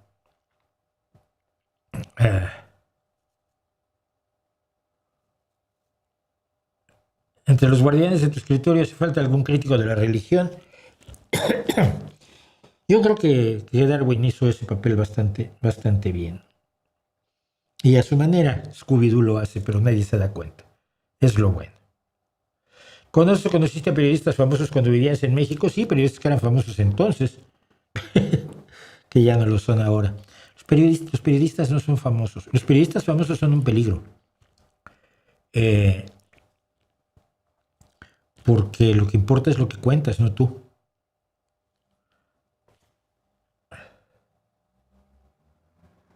Bueno. ¿Qué piensas de la comida callejera de la India? No le sé eso. Admito que me entra miedo cada que veo vídeos de esos. Yo no veo vídeos de esos, pero mira. La gente, nadie come nada malo en el mundo. ¿Has probado la comida de tal lado? ¿No la quieres probar? Sí. Nadie come cosas asquerosas. Y la falta de higiene... La gente no se muere. Es como que te dicen, no, pues es que, tu cepillo de dientes tiene muchísimas bacterias cuando lo tienes en el baño, porque ahí es donde haces tus necesidades. Entonces, las bacterias de las heces fecales vuelan y se van y se agarran a tu cepillo de dientes. A ver. ¿Cuánta gente se ha infectado por lavarse los dientes con el cepillo de dientes que tiene en el baño? Nadie. O somos muy resistentes a las bacterias, o estamos llevando las cosas a un extremo en el que lo que debería ser una precaución razonable nos da miedo.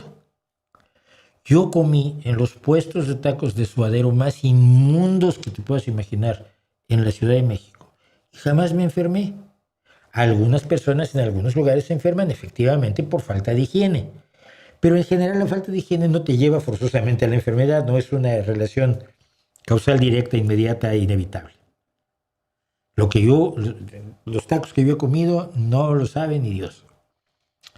Pero creo que exageramos. Yo no sé, habría cosas que me darían probablemente asco por mi formación personal, pero no, si la gente que lo está comiendo no se está enfermando, ¿yo qué me meto, no?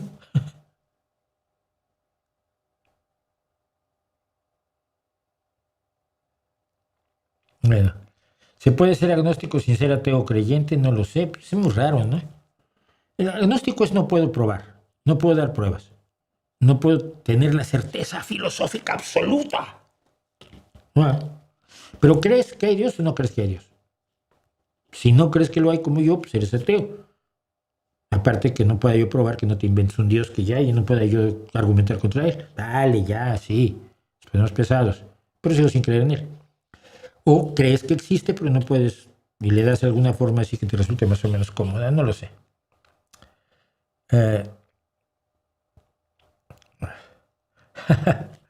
Adesco nos dice que le quiere felicitarme por el video de los archivos OVNI desclasificados. Lo vio así que a veces, y lo veré más aún.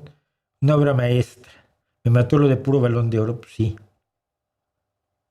Con el tema de los productos Light Zero y similar estoy hasta las narices. En ciertos establecimientos pides una Fanta y solo tienen la cero o te la ponen sin avisar que es cero, la devuelvo siempre. Como si no tienes problema tú. Yo tomo Coca-Cola 00 por dos motivos.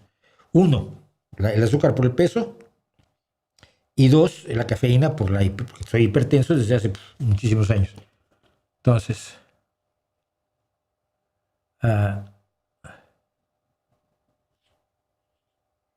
¿qué artista después de los 75 siguió cantando, tocando bien? De los que me acuerdo yo así vagamente, mira, Tom Jones está cantando como Dios. Tom Jones está cantando maravillosamente bien. Frank Sinatra hasta el último día cantó divinamente, tocando bien.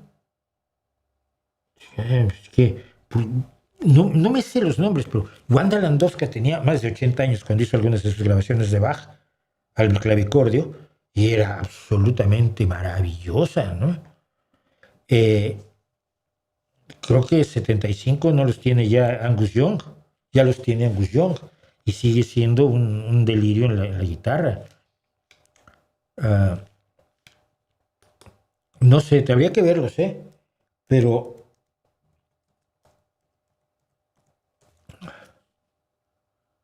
Angus Young no tiene mi edad, 71 años. Mira, es un mes más jovencito que yo. Es el 31 de marzo, yo soy del 2 de febrero. Pero Paul McCartney sigue tocando el bajo maravillosamente bien, la voz le está fallando, pero Ringo Starr sigue tocando la batería bastante bien y es el mayor de los Beatles, todavía tiene más de 84. Y así sucesivamente, no veo yo. Son más masivos Rush, Genesis, Tool o Pink Floyd. Tool no lo soporto. Genesis siempre me pareció muy blando. Pink Floyd tampoco me pareció tan progresivo. El progresivo implica la utilización de recursos musicales externos al rock en su versión más desarrollada, incluso como propio rock. Pongo un ejemplo. Los cambios de ritmos de Rush son progresivos. Entrarían dentro del rock progresivo. El uso de modos como el Norwegian Wood de los Beatles se considera rock progresivo. El uso de instrumentación, sobre todo espectacular, basada en la música sinfónica, se considera progresivo. El rock progresivo es aquello que va a la vanguardia del rock de su momento, es decir, lo que fue rock progresivo en los años 70 no es rock progresivo hoy. ¿Sí?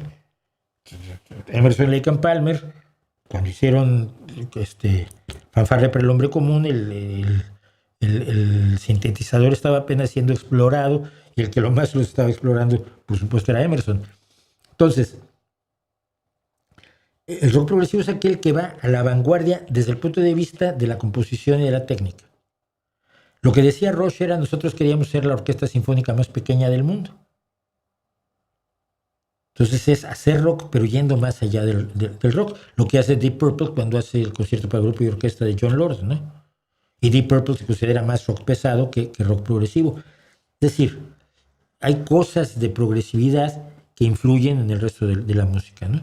Entonces, pero yo me quedaría de todos esos con Rush. Segundo, Pink Floyd. Tercero, Genesis y Tool. Como te digo, no me gusta. No me gusta.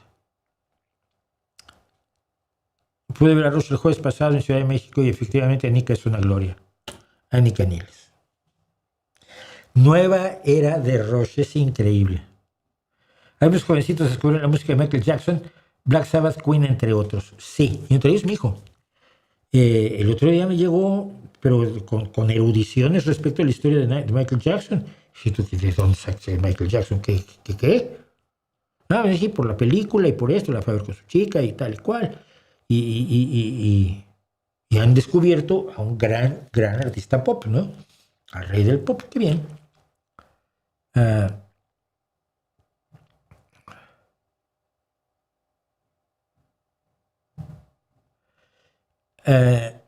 No, esto es demasiado complejo y vamos a tener que dejar porque ya no voy a poder hacer la canción por hacer los comentarios.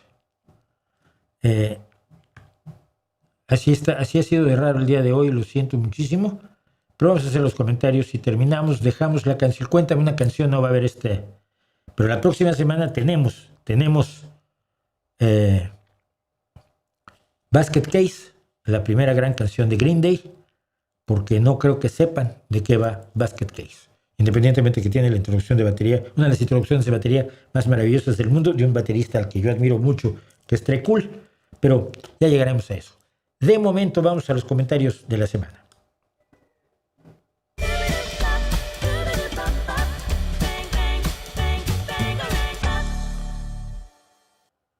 Y directamente, sin más, vamos al primer comentario que nos dice: pero esperen, no, esto es muy fácil, que los comentarios los tengo yo hasta acá, abajo. Después de la independencia de datos de la Unión Europea, de la que he querido hablar y no he podido hablar, porque es largo, y yo no sé si sea aburrido para algunos, pero ciertamente es importante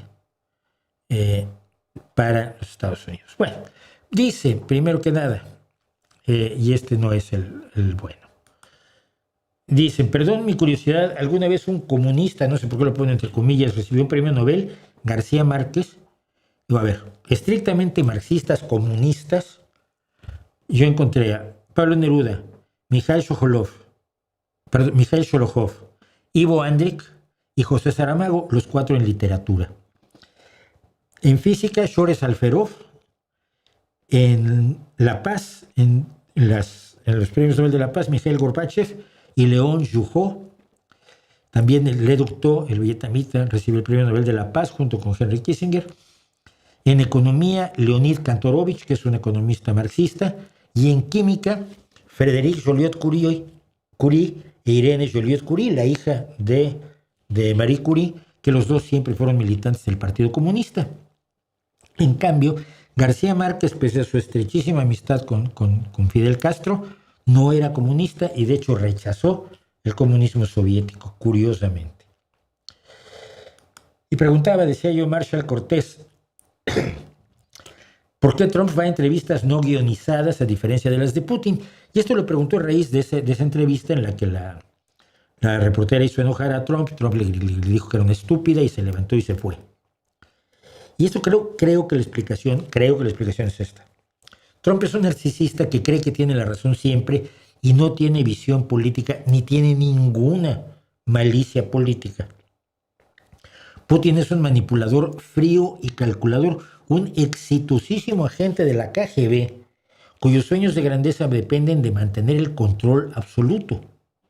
Trump no tiene nada de eso.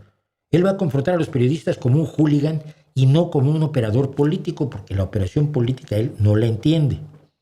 Creo que esa es la razón por la que él acepta ese tipo de entrevistas y le da exactamente igual. Dice Ángel Calderón, 100, no hace falta que me molesten ver tu video, no vale la pena. Mi respuesta fue fenomenal. Sí, me mató, me encantó. Entonces su primo también, Fernanduchis, dice, permítanme reportar este canal por sus falsas mentiras. Y yo le dije, adelante con todo gusto. Las falsas mentiras son verdades. Hay que saber español para usarlo, si no te metes en un lío. Sobre el que digo que sí estamos solos, dice Ramón Garza, yo también era incrédulo hasta que los vi 2 veces rumbo a Rayones, Nuevo León, en la sierra, y no había tomado todavía. Y le digo, ¿viste qué? ¿Viste extraterrestres o viste una lucecita? Es que la distancia que hay, hermanitos míos, entre una lucecita y una civilización extraterrestre que nos viene a visitar, es lo bastante grande como para exigir un poco de pruebas de que la lucecita esa realmente implica aquello, ¿no? Y luego Me dice Antonio Cantarero, y la pregunta es buena, excelente video como siempre, pero ¿dónde colocamos a China? Digo, sistema económico, capitalismo de Estado, sistema político, dictadura comunista de partido. Esta historiadora, cuyo nombre olvido constantemente, que es historiadora militar, lo dijo, lo presentaba de una manera muy clara. Dice, no se olviden que el Partido Comunista Chino son comunistas, que asumieron el mercado porque Deng Xiaoping era muy listo, el tipo era brillante. Pero, si tú eres un marxista absolutamente convencido, dogmático, metido dentro de la doctrina, y tienes que renunciar al control de la economía por parte del Estado, es decir, tienes que renunciar a la propiedad social de los medios de producción, y le pusieron algún nombre raro, que no era precisamente propiedad privada, en las leyes que promovió Deng Xiaoping, ¿qué te queda? Te queda la dictadura del proletariado. Y la dictadura del proletariado siempre fue la dictadura de la cúpula del Partido Comunista. Y es una dictadura feroz, tal como la plantean en un principio Marx y Engels, así con 3 brochazos, y que la lleva a su perfección Vladimir Ilich Lenin. Y no va a ser otra cosa China nunca que una dictadura comunista de partido. Perder el control de sus individuos es el camino para la ruina en ese tipo de dictaduras. Luego dice Antonio Peralta, es el mismo pero con más palabras. Da vergüenza que científicos neófitos estén al frente de una investigación tan seria. ¿De qué se trata? Yo personalmente he visto ovnis, y los he visto sin H, que es muy importante. Yo personalmente he visto ovnis varias veces. Les he apuntado láser verde y destellan. Hubiera sido un avión. Una de las razones por las que están prohibidos los láseres es porque les dan a los pilotos, pueden cegar a los pilotos. Algo tan fuertemente lógico lo niegan. Mucha gente lo avala con avistamientos. La razón inepta del científico nos quiere engañar. Sí, tú sabes más que eso. Y mi pregunta, ¿y tú crees que un objeto volador no identificado resulta que lo has identificado como nave extraterrestre sin ninguna prueba, solo porque viste una luz en el cielo? Asombroso. Luego tenemos a Juan Sotomayor, que lo traje como representante de como 20 de los comentaristas del vídeo de Sí Estamos Solos. Me dice él, por una cuestión matemática, es imposible que seamos los únicos en el universo. Yo digo, wow. ¿Puedes presentarnos el desarrollo matemático que establece esa imposibilidad? Gracias. Todavía está pensando, es que él escribe lento, entonces está escribiendo lento. Como 20 llegaron y dijeron, es que la probabilidad de que exista vida es muy superior. Bueno, ¿de dónde sacas la probabilidad? Es algo que no es aleatorio y al azar y más o menos imaginario. Se sustenta en las leyes de probabilidades, y hay una serie de ecuaciones, y a todos les pedí su desarrollo matemático, sus ecuaciones probabilísticas, sus bases de probabilidades, de cómo rayos era que decían, cómo decían las matemáticas, que aseguraban ellos que decían las matemáticas, que tenía que haber vida en el universo. Uno solo se retractó, por cierto. Uno solo se retractó. Me dice Casdia-K5W. Si usted considera que el PP es ultraderecha, se está moviendo hacia, más bien siempre he dicho, ¿podría por favor poner un ejemplo de derecha sin el prefijo ultra? Encantado. El PP europeo, fuera del Partido Popular Español, el PP europeo democristiano es de derecha. El Partido Liberal Canadiense, al que pertenece su anterior primer ministro Trudeau y su actual primer ministro Carney, son partidos de derecha. El Partido Conservador Británico es un partido de derecha. No son de ultraderecha. Esa idea, que la ponen muy fácil, para ti solo existe la izquierda y la ultraderecha, no es cierto. Hay una ultraizquierda con la que no me llevo bien, hay una derecha que deseo que no gobierne, hay una izquierda que deseo que gobierne, hay una ultraderecha a la que hay que combatir con todo. Pero no veo el mundo en blanco y negro como el señor del Trafalgar permanente. Y dice Esteban THL, inmediatamente después, habría que definir vida, materia inerte y vida inteligente, y es igual de inquietante que estemos solos que no lo estemos. A él le inquieta todo, a mí no me inquieta. Me resulta tan igual de tranquilo que estemos solos como que no lo estemos, porque lo que me interesa es, no sé, Los niños con sus perritos. Un gol de Messi. Comerme un helado con mi chica caminando por la calle, sobre todo si es de pistache, o pistacho, como se dice. A mí me interesa eso, ¿no? Me interesa ver a la gente que esté tranquila y bien. ¿Estamos solos o no lo estamos? Pues no lo sé. Pero mientras hagámonos la buena vida. Pero bueno, él dice que habría que definir vida, materia inerte y vida inteligente. Y le digo, ¿para qué habría que definir eso a tu satisfacción? Y voy a explicar por qué se lo dije. Si no te gusta que para la biología esté vivo un ser que tenga organización celular, metabolismo, homeostasis, crecimiento, reproducción, respuesta a estímulos y adaptación evolutiva, pues convence a los biólogos que te den gusto con una definición que te guste. Lo que propones es uno de los clásicos juegos semánticos filosóficos que nunca llegan a nada o siempre llegan a la nada. Te voy a decir por qué. ¿Qué es lo que le estoy tratando de decir? Y un segundo, porque necesito borrar cosas de este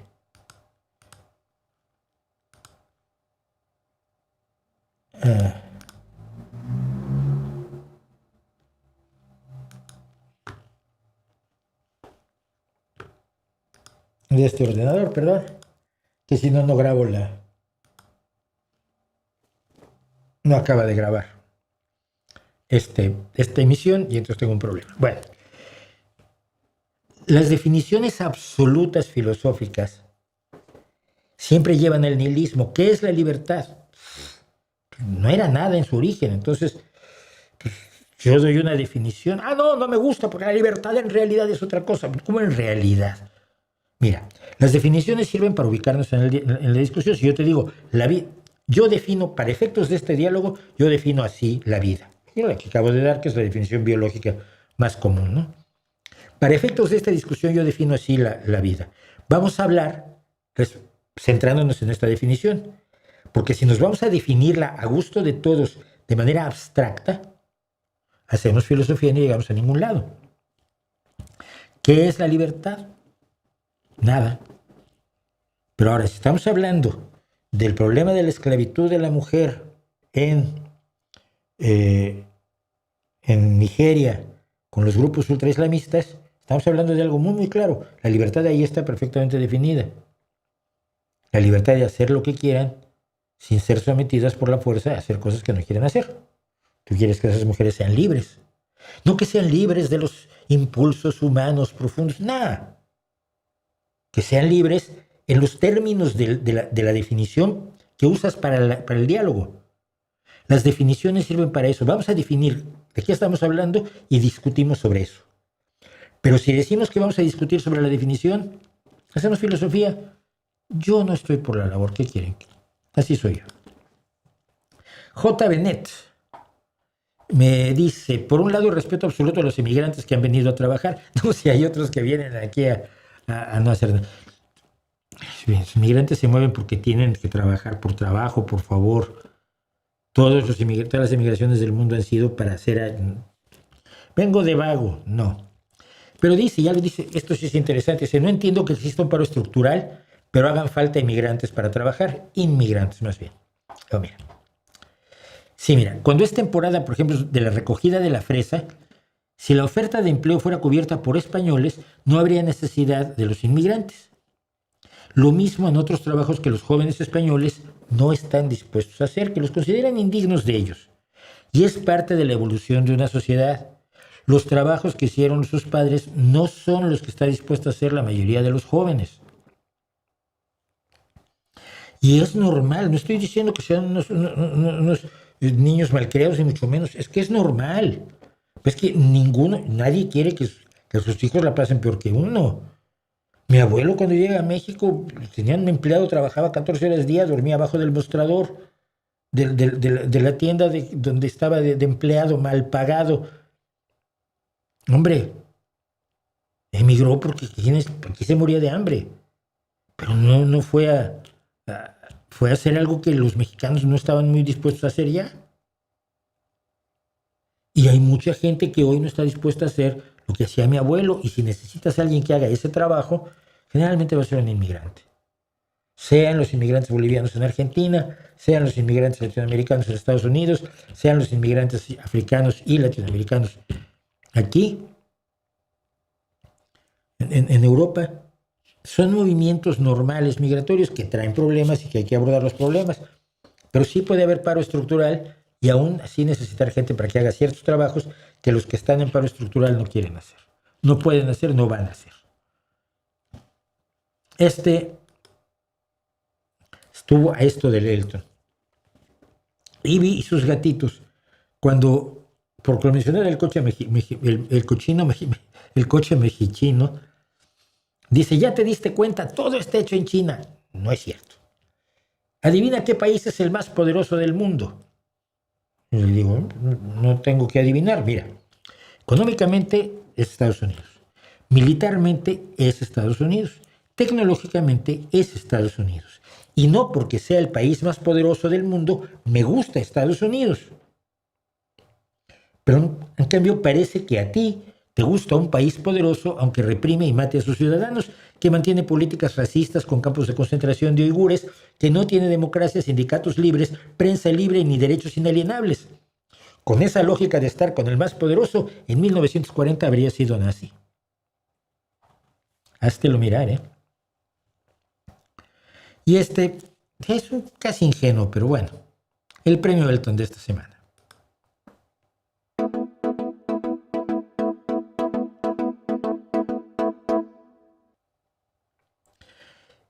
Me pregunta Juan-FS3QZ, entonces, ¿cómo justificas el método científico?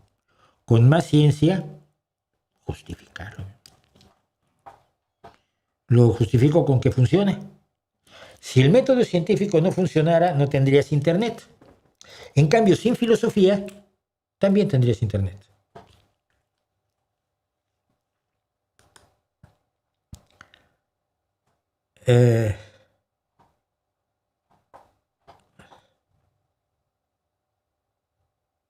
Y finalmente decía él, recuerdo con nostalgia el internet lento, música en CDs, casete y vinilos. Y en su tiempo eso era la actualidad. Nuestro hoy, ¿cómo lo veremos dentro de 20 años, 30 años? Lo vamos a ver como vemos las cosas de hoy, de hace 20 o 30 años. Como antiguo, como primitivo, como insuficiente, como no tan bonito como el presente. Es a lo que está destinado todo lo que estamos haciendo. Hacer una antigua ya que francamente era peor que lo que tenemos ahora, ¿no?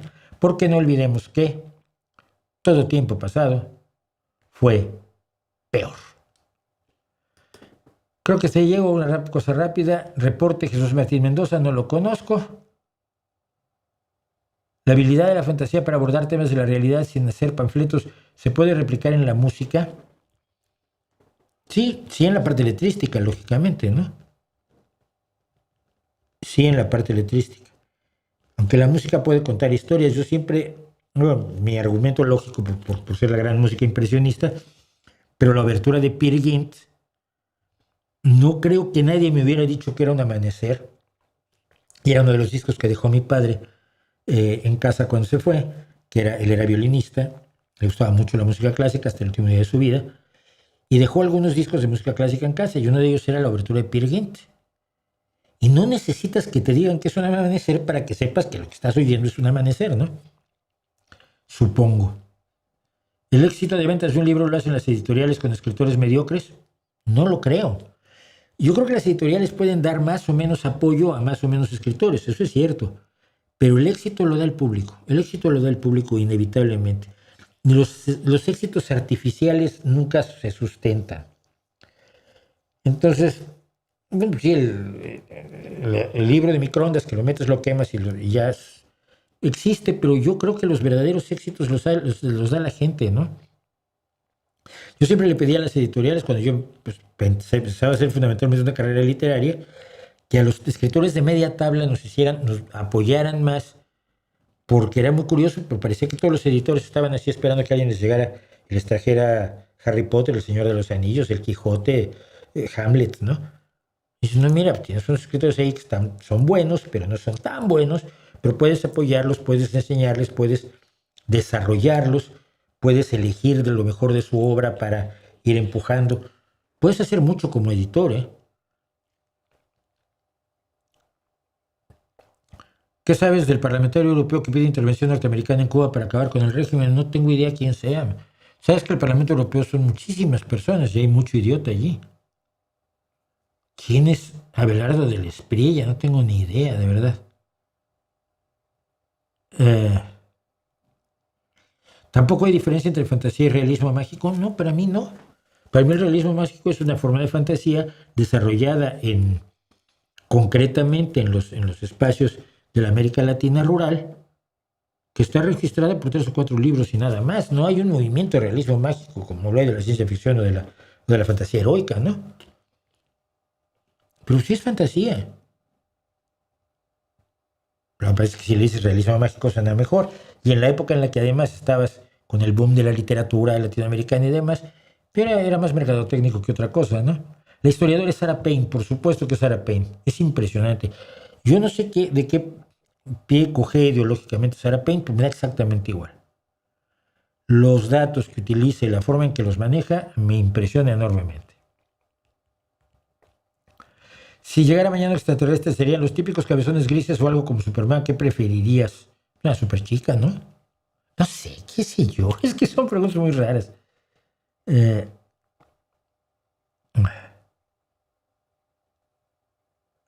Bueno. Las gimnopedias de Elisa Kies se marcan en la música popular o clásica. No lo sé, ¿qué importa? ¿Qué importa? Es decir, ese afán clasificatorio tiene su razón de ser en ciertas actividades humanas, pero siempre te vas a encontrar con que las clasificaciones nunca son perfectas. Existen esas áreas grises. La biología, cuando